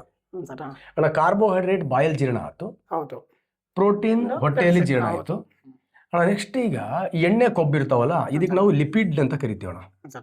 ಲಿಪಿಡ್. ಈ ಎಣ್ಣೆ ಕೊಬ್ಬಿನ ಅಂಶವನ್ನ ಜೀರ್ಣ ಮಾಡೋದೇ ಲಿವರ್ ಅಣ್ಣ, ಯಕೃತ್. ಇದು ಜೀರ್ಣ ಮಾಡತ್ತಣ್ಣ. ಅದಕ್ಕೆ ನೋಡಿ, ಲಿವರ್ ಏನಾರು ಹಾಳಾದ್ರೆ ಸ್ವಲ್ಪ ಎಣ್ಣೆ ಅಂಶ ಕಡಿಮೆ ಮಾಡ್ರಿ. ಬಟ್ ಇದು ಹಾಳಾಗಕ್ಕೆ ನಾವು ತಗೊಳ್ಳೋ ಎಣ್ಣೆಯಿಂದ ಹಾಳಾಗತ್ತೆ. ಈ ಎಣ್ಣೆನ ಡೌಟ್ ಬರ್ ಸರ್, ಎಣ್ಣೆ ಅಂದ್ರೆ ಯಾವ ಎಣ್ಣೆ ಸರ್? ಅಣ್ಣ, ಈ ಒಳ್ಳೆಣ್ಣೆ, ಹಳ್ಳೆಣ್ಣೆ, ತುಪ್ಪ, ಬೆಣ್ಣೆ ಇವು. ಬಟ್ ಜನಗಳು ಗೊತ್ತಾಗ ಸರ್. ಈಗ ನಮ್ಮಲ್ಲಿ ಏನಂದ್ರೆ ಕೆಲವೊಬ್ರು ಎಸ್ಪೆಷಲಿ ಗಂಡ್ ಮಕ್ಳಿಗೆ ಎಣ್ಣೆ ಅಂದ್ಕೊಂಡು ನಾವು ತಗೊಳುವಂತ ಎಣ್ಣೆ ಅಂದ್ರೆ ವ್ಯತ್ಯಾಸ. ಅಡಿಗೆ ಎಣ್ಣೆ ಲಿಪಿಡ್ ಅನ್ನ ಈ ಲಿವರ್ ಜೀರ್ಣ ಮಾಡುತ್ತಲ್ಲ, ಅದಕ್ಕೆ ಎಮಲ್ಸಿಫಿಕೇಶನ್ ಅಂತ ಕರಿತೀವಿ ನಾವು. ಎಮಲ್ಸಿಫಿಕೇಶನ್ ಯಾವ ಅಂಗದ ಸಹಾಯದಿಂದ ನಡೆಯುತ್ತೆ ಅಂತ ಕೇಳಿದ್ರೆ ಲಿವರ್ ಅಣ್ಣ. ಈಗ ರೊಟ್ಟಿ ಕಾರ್ಬೋಹೈಡ್ರೇಟ್ ಬಾಯಲ್ಲಿ ಜೀರ್ಣ ಆಯ್ತು, ಪ್ರೋಟೀನ್ ಜಠರದಲ್ಲಿ ಜೀರ್ಣ ಆಯ್ತು, ಲಿಪಿಡ್ ನಮ್ಮ ಲಿವರ್ ಅಲ್ಲಿ ಜೀರ್ಣ ಆಯ್ತು. ಈ 3 ಜೀರ್ಣ ಆದ್ಮೇಲೆ ಇವು 3 ಸರಿಯಾಗಿ ಕೆಲಸ ಮಾಡಿದಾವೋ ಇಲ್ಲೋ ಅನ್ನೋದನ್ನ ಚೆಕ್ ಮಾಡೋದೇ ಪ್ಯಾನ್ಕ್ರಿಯಾಸ್, ಮೇದೋ ಜೀರಕ ಗ್ರಂಥಿ ಅಣ್ಣ. ಮೇದೋ ಜೀರಕ ಗ್ರಂಥಿ ಅಣ್ಣ, ಇದು ಟ್ರಿಪ್ಸಿನ್ ಅನ್ನೋ ಕಿಣ್ವನ ರಿಲೀಸ್ ಮಾಡುತ್ತೆ. ಟ್ರಿಪ್ಸಿನ್ ಅಣ್ಣ. ಸೊ ನೆಕ್ಸ್ಟ್ ಮತ್ತಿದು ಅಮೈಲೇಸ್. ಮತ್ತೊಂದ್ಸತಿ ನೋಡಿ, ಅಮೈಲೇಸ್ ಇಲ್ಲೂ ಬಂತು. ಇದು ಪ್ಯಾನ್ಕ್ರಿಯಾಟಿಕ್ ಅಮೈಲೇಸ್. ಅಮೈಲೇಸ್ ಅನ್ನ ಮತ್ತೆ ರಿಲೀಸ್ ಮಾಡ್ಕೊಳತ್ತೆ. ನಾಳೆ ಕ್ವಶನ್ ಬರ್ಬೋದು ಪಿ.ಸಿ. ಅಲ್ಲಿ.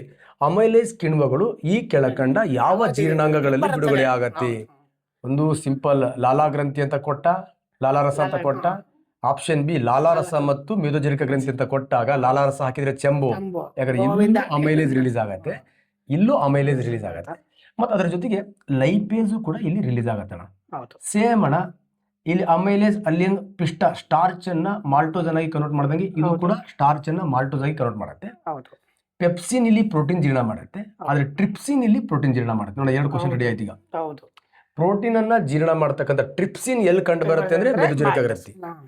ಪ್ರೋಟೀನ್ ಅನ್ನ ಜೀರ್ಣ ಮಾಡೋ ಪೆಪ್ಸಿನ್ ಎಲ್ಲಿ ಕಂಡು ಬರುತ್ತೆ ಅಂದ್ರೆ ಸ್ಟೊಮಕ್ ಅಣ್ಣ. ಹಾಗಾಗಿ ನೆಕ್ಸ್ಟ್ ಈ ಲಿವರ್ ಸರಿಯಾಗಿ ಕೆಲಸ ಮಾಡದೇ ಇದ್ರೆ ಇಲ್ಲಿ ಲೈಪೇಸ್ ಏನ್ ಮಾಡುತ್ತೆ ಅಂದ್ರೆ ಸೇಮ್ ಮತ್ತೆ ಲಿಪಿಡ್ ಅನ್ನ ಏನ್ ಮಾಡುತ್ತೆ ಜೀರ್ಣ ಮಾಡುತ್ತೆ. ಇವು ಮೂರು ಕೆಲಸವನ್ನ ಮಾಡ್ತಕ್ಕಂಥ ಒಂದು ಡೈಜೆಸ್ಟಿವ್ ಆರ್ಗನ್ ಯಾವ್ದಪ್ಪ ಅಂತ ಕೇಳಿದ್ರೆ ದಟ್ ಇಸ್ ದ ಪ್ಯಾನ್ಕ್ರಿಯಾಸ್ ಅಣ್ಣ. ಇದನ್ನ ನಾವು ಕಾಂಪೋಸಿಟ್ ಗ್ಲ್ಯಾಂಡ್ ಅಂತ ಕರಿತೀವಿ. ಇದರಲ್ಲಿ ಇನ್ಸುಲಿನ್, ಸಕ್ಕರೆ ಕಾಯಿಲೆ ಅವೆಲ್ಲ ಬರಲಿಕ್ಕೆ ತುಂಬಾ ಇನ್ ಡೀಟೇಲ್ ಅಲ್ಲಿ ಎಕ್ಸ್ಪ್ಲೇಷನ್ ಮಾಡಿದ್ರಣ್ಣ. ದಿಸ್ ಇಸ್ ದ ಇಲ್ಲಿ ವೆರಿ ವೆರಿ ಇಂಪಾರ್ಟೆಂಟ್ ಮಾಲ್ಟೋಸ್ ಅಣ್ಣ. ಮತ್ತೆ ಮಕ್ಕಳಲ್ಲಿ ಜಠರದಲ್ಲಿ ರೆನಿನ್ ಅಂತಕ್ಕಂಥ ಕಿಣ್ವ ಹೆಚ್ಚಿನ ಪ್ರಮಾಣದಲ್ಲಿ ಇರುತ್ತಣ್ಣ. ಅದು ಹಾಲನ್ನ ಇಮಿಡಿಯೇಟ್ ಮೊಸರನ್ನಾಗಿ ಮಾಡತ್ತಣ್ಣ. ಮಕ್ಕಳಿಗೆ ನೋಡಿ, ಮಕ್ಕಳು ಹಾಲು ಕುಡಿದು ಸ್ವಲ್ಪ ಬಾಯಿಂದ ತೆಗೆದ್ಬಿಟ್ರೆ ಆಲ್ರೆಡಿ ಏನಾಗಿರುತ್ತೆ, ಮೊಸರಾಗಿರುತ್ತೆ. ಅದನ್ನ ಯಾವ್ದು ಮಾಡತ್ತೆ ಅಂದ್ರೆ ರೆನಿನ್ ಅಂತಕ್ಕಂಥ ಕಿಣ್ವ ಆ ಕೆಲಸವನ್ನ ಮಾಡತ್ತಣ್ಣ. ಇನ್ ಡೀಟೇಲ್ ಆಗಿ ಅಲ್ಲಿ ಎಕ್ಸ್ಪ್ಲೇಷನ್ ಮಾಡಿದ್ರಣ್ಣ. ಮತ್ತೆ ನಿಮ್ ಕ್ವಶನ್ ಈಗ 6x - 3y = 12 ಆದರೆ 2x - y = ಇದು ಕ್ವಶನ್ಸೇ ಅಲ್ಲ ಸರ್, ಬಹಳ ಈಸಿ ಸರ್. ಸ್ವಲ್ಪ ಕ್ವಶನ್ ಬಹಳ ಜನ ಏನ್ ಮಾಡ್ತಾರೆ ಸರ್, ಇಲ್ಲಿ ಇನ್ನೊಂದು ಇದು ಲೀನಿಯರ್ ಇಕ್ವೇಶನ್ ಅಂತ ಕರಿತೀವಿ ಸರ್. ಲೀನಿಯರ್ ಇಕ್ವೇಶನ್ ಅಂದ್ರೆ ಏನಿಲ್ಲ ಸರ್, ಈ ಪವರ್ ಇದಲ್ಲ, ಇದನ್ನ ಪವರ್ ಅಂತ ಕರಿತೀವಿ. ಪವರ್ 1 ಇದ್ರೆ linear equation sir, maximum power 2 ಇದ್ರೆ ಕ್ವಾಡಿಕ್ ಇಕ್ವೇಶನ್ ಅಂತ ಕರಿತೀವಿ ಸರ್. ಸೊ ಈ ಲೀನಿಯರ್ ಇಕ್ವೇಶನ್ ಅಲ್ಲಿ ಒಂದು ಇಕ್ವೇಶನ್ ಕೊಟ್ಟಾನೆ, ಇನ್ನೊಂದು ಇಕ್ವೇಶನ್ ಕಂಡಿಡಿದ್ವಿ ಅಂದ್ರೆ ಈ ಎಕ್ಸ್ ವ್ಯಾಲ್ಯೂ ವೈ ವ್ಯಾಲ್ಯೂ ಕಂಡಿಡಿಬೋದು ಸರ್. ಬಟ್ ಅವ್ನು ಒಂದೇ ಇಕ್ವೇಶನ್ ಕೊಟ್ಟೆ ಅಂದ್ರೆ ಸ್ವಲ್ಪ ಯೋಚನೆ ಮಾಡ್ಬೇಕು ಸ್ನೇಹಿತರೆ. ಏನ್ ಯೋಚನೆ ಮಾಡ್ಬೇಕು, ಇದ್ರಲ್ಲೇ ಎಲ್ಲೋ ಆನ್ಸರ್ ಐತಿ ಅಂತ ಸರ್. ಅವ್ನೇನ್ ಕೊಟ್ಟೆ ಅಂತ ಬರ್ಕೊಂಡ್ಬಿಟ್ಟೆ ಸರ್. ಏನ್ ಕೊಟ್ಟೆ ಅಲ್ಲಿ 6x - -3y = 12 ಸರ್. ಇದೊಂದೇ ಕೊಟ್ಟು ಇದನ್ನು ಕಂಡಿಡಿದೆ ಅಂದ್ರಾಗ ಸರ್ ಸ್ವಲ್ಪ ಏನ್ ಮಾಡ್ತಾರೆ ಸರ್, ಕ್ವಶನ್ ಓದ್ತಾರೆ, ಒಂದು ಇಕ್ವೇಶನ್ ಕೊಟ್ಟಾನೆ, ಈ ತರ 2 ಇಕ್ವೇಶನ್ ಇದ್ರೆ ಸರ್ ಈಸಿ XY ಕಂಡಿಡಿಬೋದು ಸರ್. ಒಂದೇ ಇಕ್ವೇಶನ್ ಕೊಟ್ಟಾನೆ.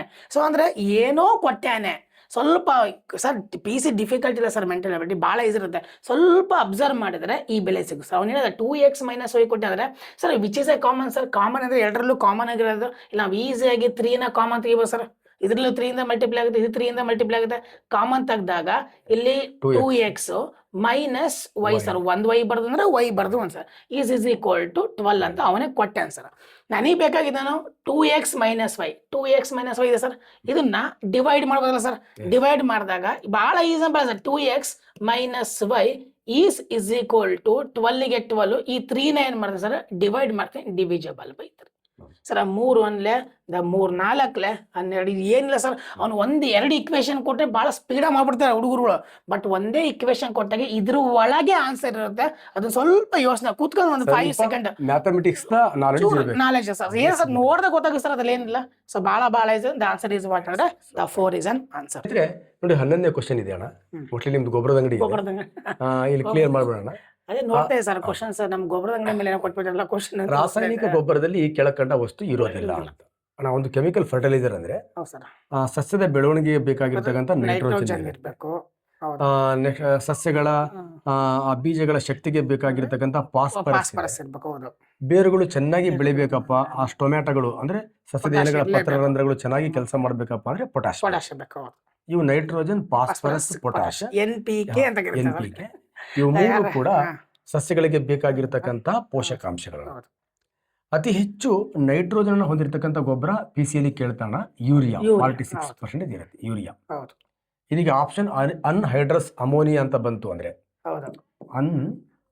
ಅನ್ಹೈಡ್ರಸ್ ಅಮೋನಿಯಾ ಅಂತ ಬಂತು ಅಂದ್ರೆ ಈಗ ಟಾನಿಕ್ ಕುಡಿತಾರಲ್ಲ, ಡೈರೆಕ್ಟ್ ಗ್ಯಾಸ್ ಅನ್ನು ಸ್ಪ್ರೇ ಮಾಡ್ತಾರೆ, ಅದು ಬಂತು ಅಂದ್ರೆ ಇದು ಯೂರಿಯಾಕ್ಕಿಂತ ಹೆಚ್ಚು ನೈಟ್ರೋಜನ್ ಅಂಶ ಇರುತ್ತೆ.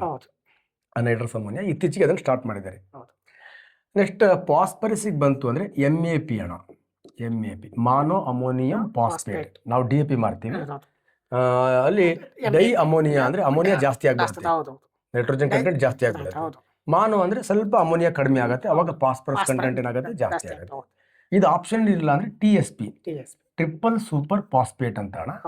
ಅದು ಅತಿ ಹೆಚ್ಚು ರಂಜಕವನ್ನು ಹೊಂದಿರತಕ್ಕಂಥ ಗೊಬ್ಬರ ಅಣ್ಣ. Next potash, that is the MOP, muriate of potash ಅಂತ ಕರಿತೀವಿ. ಇದು 60% ಪೊಟಾಶ್ ಇರುತ್ತೆ. ಇವು ನೈಟ್ರೋಜನ್ ಅತಿ ಹೆಚ್ಚು ಹೊಂದಿರೋದಾದ್ರೂ ಕೇಳಿ, ಫಾಸ್ಫರಸ್ ಅತಿ ಹೆಚ್ಚು ಹೊಂದಿರೋದಾದ್ರೂ ಕೇಳಿ, ಪೊಟಾಶ್ ಅತಿ ಹೆಚ್ಚು ಹೊಂದಿರೋದಾದ್ರೂ ಕೇಳಿ. ಈಗ ನೈಟ್ರೋಜನ್ ಗೊಬ್ಬರ ಯೂರಿಯಾ ಜೊತೆಗೆ ಈಗ ಅಮೋನಿಯಂ ಸಲ್ಫೇಟ್ ಅಂತ ತಗೊಳ್ತೇವೆ. ಅಮೋನಿಯಂ ಸಲ್ಫೇಟ್ ಕಂಟೆಂಟ್ ಇರುತ್ತೆ ಇಲ್ಲಿ.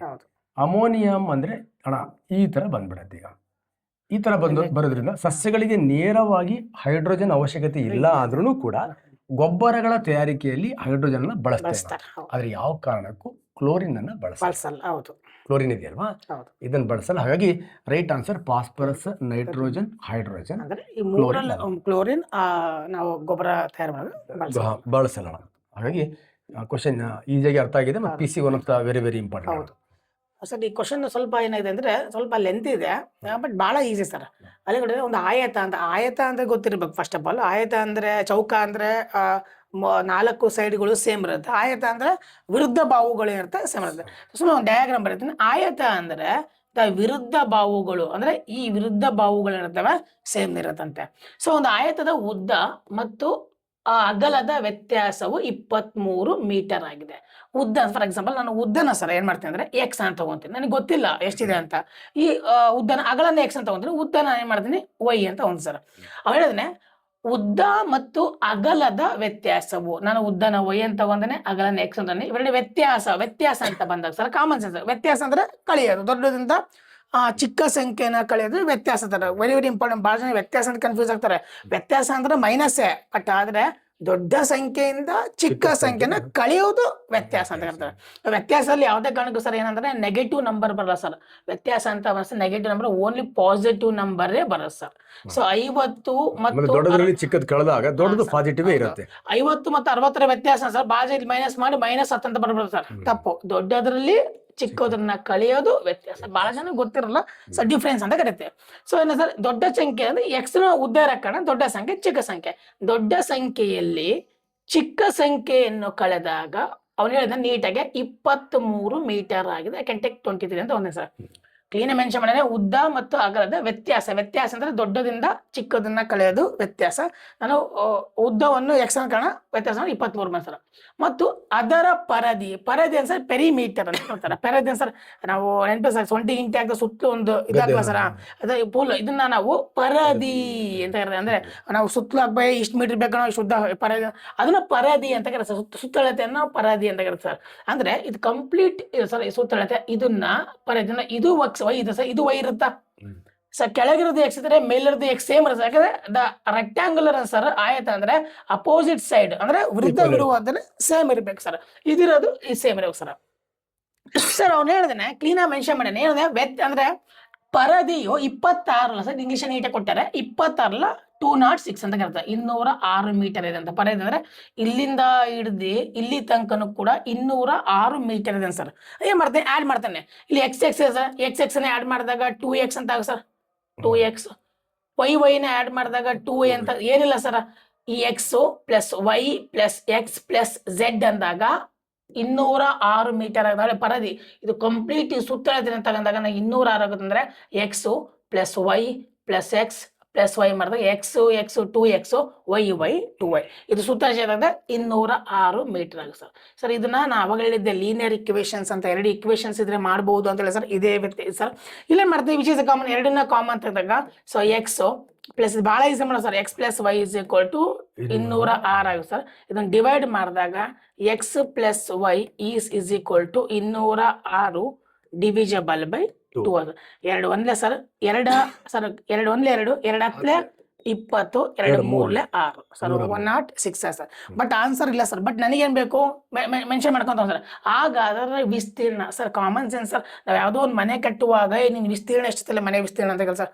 ಮನೆ ವಿಸ್ತೀರ್ಣ ಅಂದ್ರೆ ನಿಮ್ ಸೈಟಿನ ಅಳತೆ ಎಷ್ಟು, 30 × 40 ಅಂದ್ರೆ ಸರ್ ಇದರ ಉದ್ದ ಮತ್ತೆ ಅಗಲದ ಅಂದ್ರೆ ಮಲ್ಟಿಪ್ಲೈ ಮಾಡ ಸರ್. ಉದ್ದ ಮತ್ತು ಅಗಲವನ್ನು ನಾವು ಉದ್ದ ಮತ್ತು ಅಗಲವನ್ನು ಮಲ್ಟಿಪ್ಲೈ ಮಾಡ ಸರ್. ಅಂದ್ರೆ ಉದ್ದ ಇಂಟು ಅಗಲ ಮಾಡಿದಾಗ ಸರ್ ನನಗೇನ್ ಬರುತ್ತೆ, ವಿಸ್ತೀರ್ಣ ಬರುತ್ತೆ ಸರ್.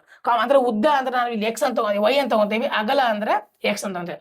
ಇವಾಗ ಏನ ಸರ್ ಇಲ್ಲಿ ಎಕ್ಸ್ ಪ್ಲಸ್ ವೈ ಸಿಕ್ತು ನಮಗೆ. ಎಕ್ಸ್ ಪ್ಲಸ್ ವೈ ಅಂದ್ರೆ 203. ಎಕ್ಸ್ ಪ್ಲಸ್ ವೈ ಸಿಕ್ತು ಸರ್, ಎಕ್ಸ್ ಮೈನಸ್ ವೈ ಸಿಗ್ತಾರೆ. ಇದು ಇಕ್ವೇಶನ್ ನಂಬರ್ 1. ಈಗ ಇವೆಲ್ಲ ಅವಶ್ಯಕತೆ ಇಲ್ಲ ಸರ್. ಇದು 1ನೇ ಸಿಕ್ತು, 2ನೇ ಇಕ್ವೇಶನ್. ಇವೆರಡನ್ನೂ ಇದು ಮಾಡಿದಾಗ ಸಿಂಪ್ಲಿಫೈ ಮಾಡಿದ ನನಗೆ ಉದ್ದ ಇಂಟು ಆಗಲ್ಲ ಸರ್. ಏನು ಸರ್ ಅಲ್ಲಿ ಮೊದಲೇ ಬರೀತೀನಿ, x minus y is equal to 23. X plus y is equal to 103. 103. So ಇದನ್ನ ಸಿಂಪ್ಲಿಫೈ, ಯಾಕಂದ್ರೆ ನಾವು SSLC ಆಗಿರ್ಬೋದು, ಪ್ರೈಮರಿ ಸ್ಕೂಲಲ್ಲಿ ಇದ್ರ ಬಗ್ಗೆ ಸ್ವಲ್ಪ ಓದಿರಿ ಸರ್. ಇದು ನಿಮ್ಗೆ ಗೊತ್ತಿದೆ ಸರ್. ಇದೆ ಡಿವೈಡ್ ಮಾಡ್ತಾ ಹೋಗ್ತೀವಿ. ಸೊ ಏನ್ ಡಿವೈಡ್ ಮಾಡ್ತೀವಿ, ಸೊ ಡಿವೈಡ್ ಮಾಡಿ ಸರಿ ಮೈನಸ್ ಇರೋ ಕಾರಣ ಇಲ್ಲಿ ಪ್ಲಸ್ ಇರೋ ಕಾರಣ plus Y minus Y cancel ಮಾಡ್ತೀವಿ. 1x ಅಂದ್ರೆ 2x 2x ಆಯ್ತು. ಈಸ್ ಈಕ್ವಲ್ ಟು ಇಲ್ಲೇನು ಪ್ಲಸ್ ಮೈನಸ್ ಮಾಡಂಗಿಲ್ಲ ಸರ್, ಯಾಕಂದ್ರೆ ಇದು ಒಂದು ಮೈನಸ್ ಇರೋ ಕಾರಣ ಈಸಿಯಾಗಿ ಕ್ಯಾನ್ಸಲ್ ಮಾಡಿದೆ. ಎಕ್ಸ್ ಪ್ಲಸ್ ಎಕ್ಸ್ 2x, ಇಲ್ಲಿ 23 ಪ್ಲಸ್ 103 ಮಾಡ ಸರ್ 126 ಆಯ್ತು ಸರ್. ಇವಾಗ ನನಗೆ ಎಕ್ಸ್ ಬೇಕು. The x is equal to what sir 126 divisible by 2 ಮಾಡಿದಾಗ 2 ಎಷ್ಟಲೇ 2 6 12 2 3 ಅಂದ್ರೆ ಎಕ್ಸಿನ ಬೆಲೆಯು ಏನ ಸರ 63 ಆಯ್ತು. ಅಂದ್ರೆ ಎಕ್ಸಿನ ಬೆಲೆಯು ಇದರ ಬೆಲೆ ಏನ ಸರ 63 ಆಯ್ತು. ಇವಾಗ ವೈ ನ ಬೆಲೆ ಬೇಕು ಸರ್. ವೈ ಅಲ್ಲಿ ಯಾವ್ದಕ್ಕಾರ ಒಂದಕ್ಕೆ ಎಕ್ಸ್ ಹಾಕಿದ್ರೆ ಸರ್ ವೈ ಸಿಗುತ್ತೆ. ಅಂದ್ರೆ ಇದಕ್ಕೆ ನಾನು ಏನ್ ಮಾಡ್ತೀನಿ ವೈ ಹಾಕ್ತೇನೆ ಸರ್. ಅಂದ್ರೆ ಎಕ್ಸ್ ಬೆಲೆ ಇದಕ್ಕೆ ಹಾಕಿದಾಗ ನಾನು ಈಸಿಯಾಗಿ ವೈ ಸಿಗುತ್ತೆ. ಆ ಇಕ್ವೇಶನ್ ಬರೆಸಿ ಏನದಲ್ಲಿ x plus y is equal to 103. X ಅಂದ್ರೆ sir 63 plus y is equal to 103. ಅದೇ ಕಡೆ ತಗೊಂಡಾಗ ವೈ ಇಸ್ ಈಕ್ವಲ್ ಟು 103 63 ಅಂದ್ರೆ ಈ ಪ್ಲಸ್ ಪ್ಲಸ್ ಇರೋದನ್ನ ಆ ಕಡೆ ತಗೊಂಡಾಗ ಮೈನಸ್ ಆಗುತ್ತೆ. What is the value of Y? Y ನ ಬೆಲೆ ಏನಾಗುತ್ತೆ ಅಂದ್ರೆ ಸರ್ 0 ಹೋದಾಗ ಎಷ್ಟಂತೂ 40 45 ಸರ್. ಅಂದ್ರೆ ವೈ ನ ಬೆಲೆ ಏನ ಸರ್ ವೈ ನ ಬೆಲೆ 40 ಆಯ್ತು ಸರ್. ಎಕ್ಸ್ ನ ಬೆಲೆ ಸಿಕ್ತು, ವೈ ನ ಬೆಲೆ ಸರ್ ನಮ್ಮ ಸೈಡ್ ವಿಸ್ತೀರ್ಣ ಬೇಕು ಅಂದ್ರೆ ಸರ್ 40 ಇಂಟು 63 ಉದ್ದ ಇಂಟು ಅಗಲ ಮಾಡಿದಾಗ ಸರ್ ಇಲ್ಲಿ ಸಿಂಪ್ಲಿಫೈ ಮಾಡೋಣ. ಸೊ ಉದ್ದ ಇಂಟು ಅಗಲ ಎಕ್ಸ್ ಇಂಟು ವೈ ಮಾಡ್ದ ಸರ್, ಎಕ್ಸ್ ಇಂಟು ವೈ ಮಾಡ್ದನಿಗೆ ವಿಸ್ತೀರ್ಣ ಸಿಗ ಸರ್. ಎಕ್ಸ್ ನ ಬೆಲೆ ಎಷ್ಟು 63, ವೈ ನ ಬೆಲೆ ಎಷ್ಟು ಸರ್ 40. ಸೊ ಸಿಂಪ್ಲಿ 0 ತಲೆ ಲೆಕ್ಕ ಬರ್ತಾರೆ. ಆ 4 3 12 the carry 1. So 6 4 24 1 25 0 2200. So 2520 the right answer. The answer is right. ಸ್ವಲ್ಪ ಇದು ಲೆಂತ್ ಕೊಡಿ ಸರ್, ಯಾಕಂದ್ರೆ ನಿಮಗೆ ಒಂದು ಕೆಲಸ ಬೇಕು ಅಂದ್ರೆ ಒಂದು ಕ್ವಶನ್ ಲೆಂತ್ ತುಂಬಾ ಈಸಿ ಆಗಿದೆ. 95 100 ಸರ್ ಬಟ್ ಇದು ಕಷ್ಟ ಇಲ್ಲ ಸರ್. ರೆಕ್ಟಾಂಗುಲರ್ ಅಂದ್ರೆ ಏನೋ ಗೊತ್ತಿಲ್ಲ ಸರ್. ಪರದಿ ಅಂದ್ರೆ ಏನು ಸರ್? ಏನಿಲ್ಲ ಸರ್, ಪರದಿ ರೆಕ್ಟಾಂಗುಲರ್ ಅಂದ್ರೆ ಸರ್ ಇದು ಸುತ್ತಳತೆಯನ್ನು ನಾವು ಪರದಿ ಅಂತ ಕರಿತೀವಿ, ಒಳಗಿರೋದು ನಾವು ವಿಸ್ತೀರ್ಣ ಅಂತ ಕರಿತೀವಿ. ಉದ್ದ ಇಂಟು ಅಗಲ ಅಂದ್ರೆ ಆಯತದ ವಿಸ್ತೀರ್ಣ ಅಂತ ಗೊತ್ತು ಸರ್. ಇದು ಆರಾಮ್ಸಾಗಿ ಮಾಡ್ಬೋದು ಸರ್. ಲೀನಿಯರ್ ಈಕ್ವೇಷನ್ ಬಗ್ಗೆ ಸ್ವಲ್ಪ ಮ್ಯಾಥಮೆಟಿಕ್ಸ್ ವರ್ಕ್ ಗೊತ್ತಿರಬೇಕು ಸರ್. ಡಿಫಿಕಲ್ಟ್. ನೆಕ್ಸ್ಟ್ HIV ಎಂದರೇನು ಆಲ್ರೆಡಿ ಹೇಳಿದ್ದೆ. ಸಿಂಡ್ರೋಮ್ ವೈರಸ್ ಮತ್ತೆ ನಾವು ಇದರ ಬಗ್ಗೆ ಎಕ್ಸ್ಪ್ಲೇನ್ ಮಾಡೋಣ ಸರ್. ಇದೇನಿದೆ ಕ್ವಶನ್ ಅಂದ್ರೆ ಸ್ವಲ್ಪ ಪ್ರೀವಿಯಸ್ ಕ್ವಶನ್ ಇದೆ, ಅದೇ ತರ ಸ್ವಲ್ಪ ಇದೆ sir. But is not an difficulty ಇದೆ. ಕ್ವಶನ್ ಅರ್ಥ ಮಾಡಕ್ಕೆ ಸರ್ ಏನಿದೆ 3 ಬಾರಿ ನೈಸರ್ಗಿಕ ಸಂಖ್ಯೆಗಳು. ಈ ನೈಸರ್ಗಿಕ ಸಂಖ್ಯೆನ ಸರ ನಾವೇನ್ ಮಾಡ್ತೀವಿ ಎಕ್ಸ್ ಅಂತ ತಗೋತೀವಿ, ಓಕೆನಾ? ಅದನ್ನೇ ಮಾಡೋದು 3 ಬಾರಿ ನಾವು 50 ರೂಪಾಯಿ ಕೊಟ್ಟಿರ್ತೀವಿ ಸರ್. ಅದನ್ನ 3 ಬಾರಿ ಅಂದ್ರೆ 3 ಬಾರಿ ಕೊಡು ಅಂದ್ರೆ 50 55 150 ಅಂದ್ರೆ ಇದನ್ನ ನಾವು 3 ಇಂಟು 50 ಅಂತ ಮಲ್ಟಿಪ್ಲೈ ಮಾಡಿ 150 ಸಮ ಸರ್. ಅದನ್ನೇ ಹೇಳ್ತಾರೆ 3 ಬಾರಿ ಕೊಡು, 50 ರೂಪಾಯಿ ಕೊಟ್ಟೆ 3 ಬಾರಿ ಕೊಡು ಅಂದ್ರೆ ನೈಸರ್ಗಿಕ ಸಂಖ್ಯೆ ಅಂತಾರೆ ಸರ್. ಆ ನೈಸರ್ಗಿಕ ಸಂಖ್ಯೆನ 3 ಬಾರಿ ಅಂದ್ರೆ thrice the square of the natural number ಅಂತ ಹೇಳಿ. ಅಂದ್ರೆ ಯಾವ್ದೋ ನೈಸರ್ಗಿಕ ಸ್ಕ್ವೇರ್ ಇದೆ, ನಂಬರ್ ಇದೆ, ಓಕೆ, ಅದನ್ನ 3 ಬಾರಿ ಮಾಡಿದಾಗ ಮತ್ತೆ ಚೌಕ ಅಂದ್ರೆ ಸರ್ ಅದು ಸ್ಕ್ವಯರ್ ಅಂತ. ಅಂದ್ರೆ the thrice the square of natural number. English sir direct ಬರುತ್ತೆ, ಬಟ್ ಕನ್ನಡ ಓದುವಾಗ ಸರ್ ಸ್ವಲ್ಪ ಉಲ್ಟಾ ಮಾಡೋದು. ಏನಂದ್ರೆ ಚೌಕ ಅಂದ್ರೆ ಯಾವುದೋ ಒಂದು ನಂಬರ್ ಇರುತ್ತೆ, ಅದನ್ನ ಸ್ಕ್ವಯರ್ ಮಾಡಿದ್ರೆ ನೈಸರ್ಗಿಕ ನಂಬರ್ನ ಸ್ಕ್ವಯರ್ ಮಾಡಿ 3 ಜಾಯಿನ್ ಮಾಡ್ರಿ ಅಂತ ಅರ್ಥ ಸರ್. ಅಂದ್ರೆ thrice the square of natural, ಯಾವುದೋ ನ್ಯಾಚುರಲ್ ನಂಬರ್ ಇದೆ ಎಕ್ಸ್ ಅದನ್ನ ಸ್ಕ್ವಯರ್ ಮಾಡಿ 3 ಮಲ್ಟಿಪ್ಲೈ ಮಾಡ್ತೀವಿ ಅಂತ. ಏನಿಲ್ಲ ಸರ್, ಇದೊಂದು ಚೂರು ಕನ್ಫ್ಯೂಸ್ ಆಗುತ್ತೆ ಹುಡುಗರುಗಳಿಗೆ. ಯಾವ ಕನ್ಫ್ಯೂಸ್ ಅಂದ್ರೆ ಈಗ ನೀವೇ ಬರ್ದಿರಿ ನೈಸರ್ಗಿಕ ಸಂಖ್ಯೆಗಳು ಯಾವುದು ಅಂದ್ರೆ ಗೊತ್ತಿಲ್ಲ, ಎಕ್ಸ್ ಅಂತ ತಗೊಂತೀವಿ. ಅದನ್ನ 3 ಬಾರಿ ತಗೊಂಡು ಸ್ಕ್ವಯರ್ ಮಾಡ್ಬೇಕು ಅಷ್ಟೇ ಸರ್. ಅಂದ್ರೆ ಕನ್ಫ್ಯೂಸ್ ಆಗಿಲ್ಲ. ಸೂರ್ ಕ್ವಶನ್ ಸ್ಟೇಟ್ಮೆಂಟ್ ನಾವು ಓದಿ ನಾವು ಬರೀಬೇಕು ಅಷ್ಟೇ. ಅಂದ್ರೆ ಯಾವ್ದೋ ನೈಸರ್ಗಿಕ ನಂಬರ್ ಇರುತ್ತೆ, ಅದನ್ನ ಸ್ಕ್ವಯರ್ ಮಾಡಿ ಅದಕ್ಕೆ 3 ಮಲ್ಟಿಪ್ಲೈ ಮಾಡಿದ್ರು, 3 ಮಲ್ಟಿಪ್ಲೈ ಮಾಡಿ ಸ್ಕ್ವಯರ್ ಮಾಡಿದ್ರು. ನೈಸ್. ಆಮೇಲೆ 4 ಪಟ್ಟು. ಓಕೆ, ನೆಕ್ಸ್ಟ್ ಕಂಟಿನ್ಯೂ ಆಗುತ್ತೆ. ದ ಡಿಕ್ರೀಸ್ಡ್ ಬೈ 4 ಟೈಮ್ಸ್ ಅಂದ್ರೆ 4 ಪಟ್ಟನ್ನು ಕಡಿಮೆ ಮಾಡಿದಾಗ. 4 ಪಟ್ಟು ಆಮೇಲೆ 3 ಪಟ್ಟು ಅಂದ್ರೆ ಮಲ್ಟಿಪ್ಲೈ ಬೈ 3 ಮಾಡಿದ್ವಿ. 4 ಪಟ್ಟು ಅಂದ್ರೆ ಡಿಕ್ರೀಸ್ ಅಂದ್ರೆ ಸರ್ ಮೈನಸ್ ಅಂತ ಕರಿತೇವೆ. ಕಡಿಮೆ ಮಾಡಿದ್ರೆ 4 ಪಟ್ಟು ಕಡಿಮೆ ಮಾಡು, 5 ಪಟ್ಟು ಕಡಿಮೆ ಮಾಡಿದ್ರೆ ಅದೇ ತರ ಡಿಕ್ರೀಸ್ಡ್ ಬೈ 4 ಟೈಮ್ಸ್. 4 ಟೈಮ್ಸ್ ಅಂದ್ರೆ ಏನು?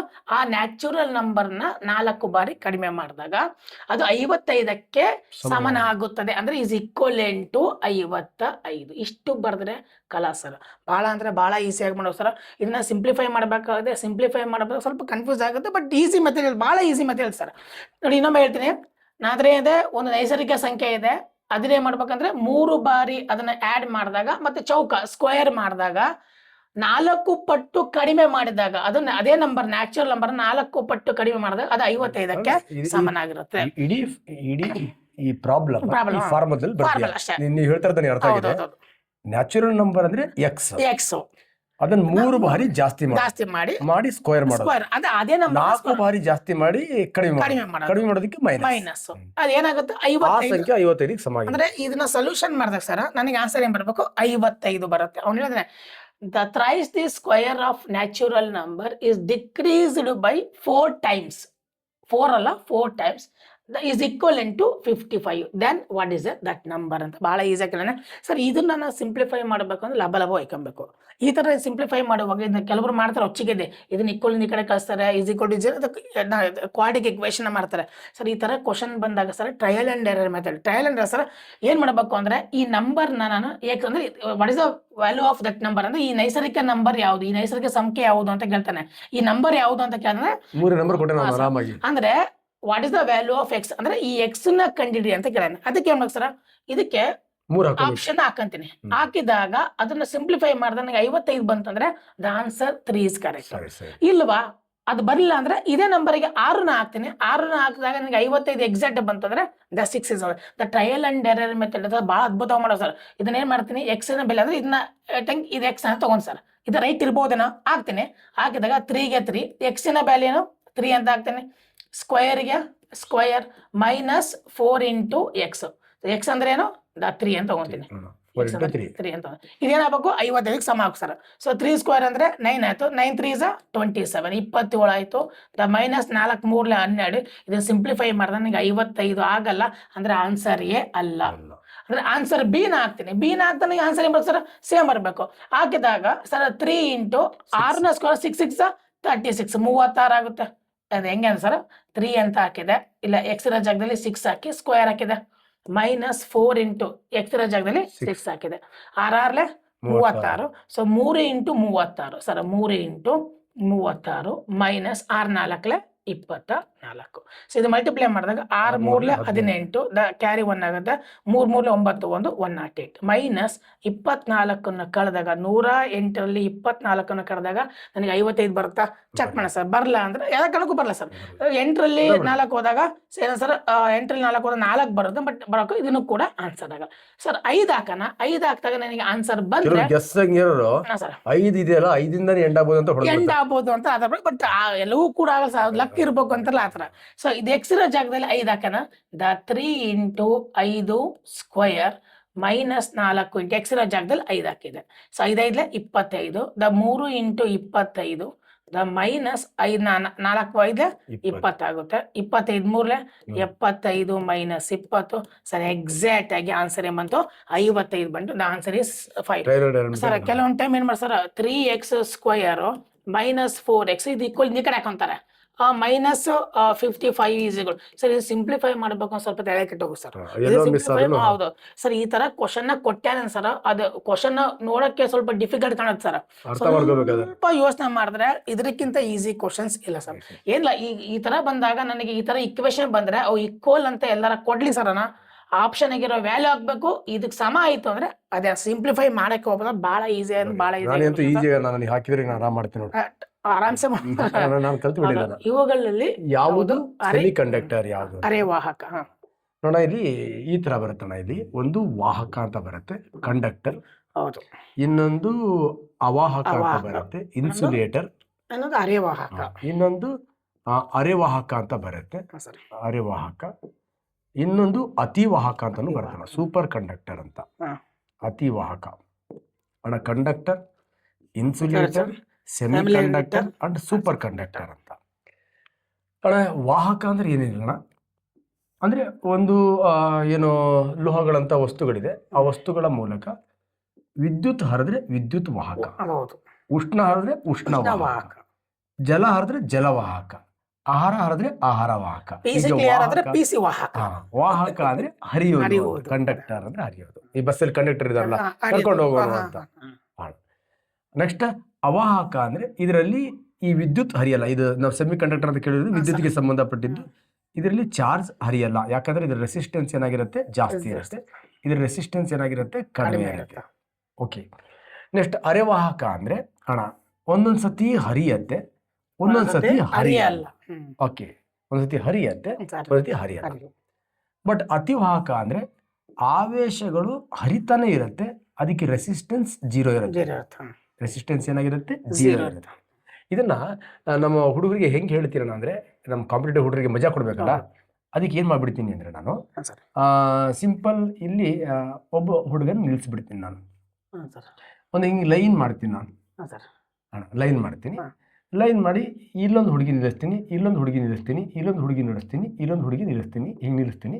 ನೀನು ಹೋಗು ಅಂತ ಹೇಳ್ತೀನಿ. ಆ ಹುಡುಗ ಅವನೇನು ಮಾಡ್ತಾನೆ, ಹಿಂಗೆ ಬರ್ತಾನೆ, ಬಂದಾಗ ಹಿಂಗೆ ಹೋಗ್ತಾನೆ, ಹಿಂಗೆ ಹೋಗ್ತಾನೆ, ಹಿಂಗೆ ದಾರಿ ಆ ಕಡೆ ಪಾಸ್ ಆಗ್ತಾನೆ.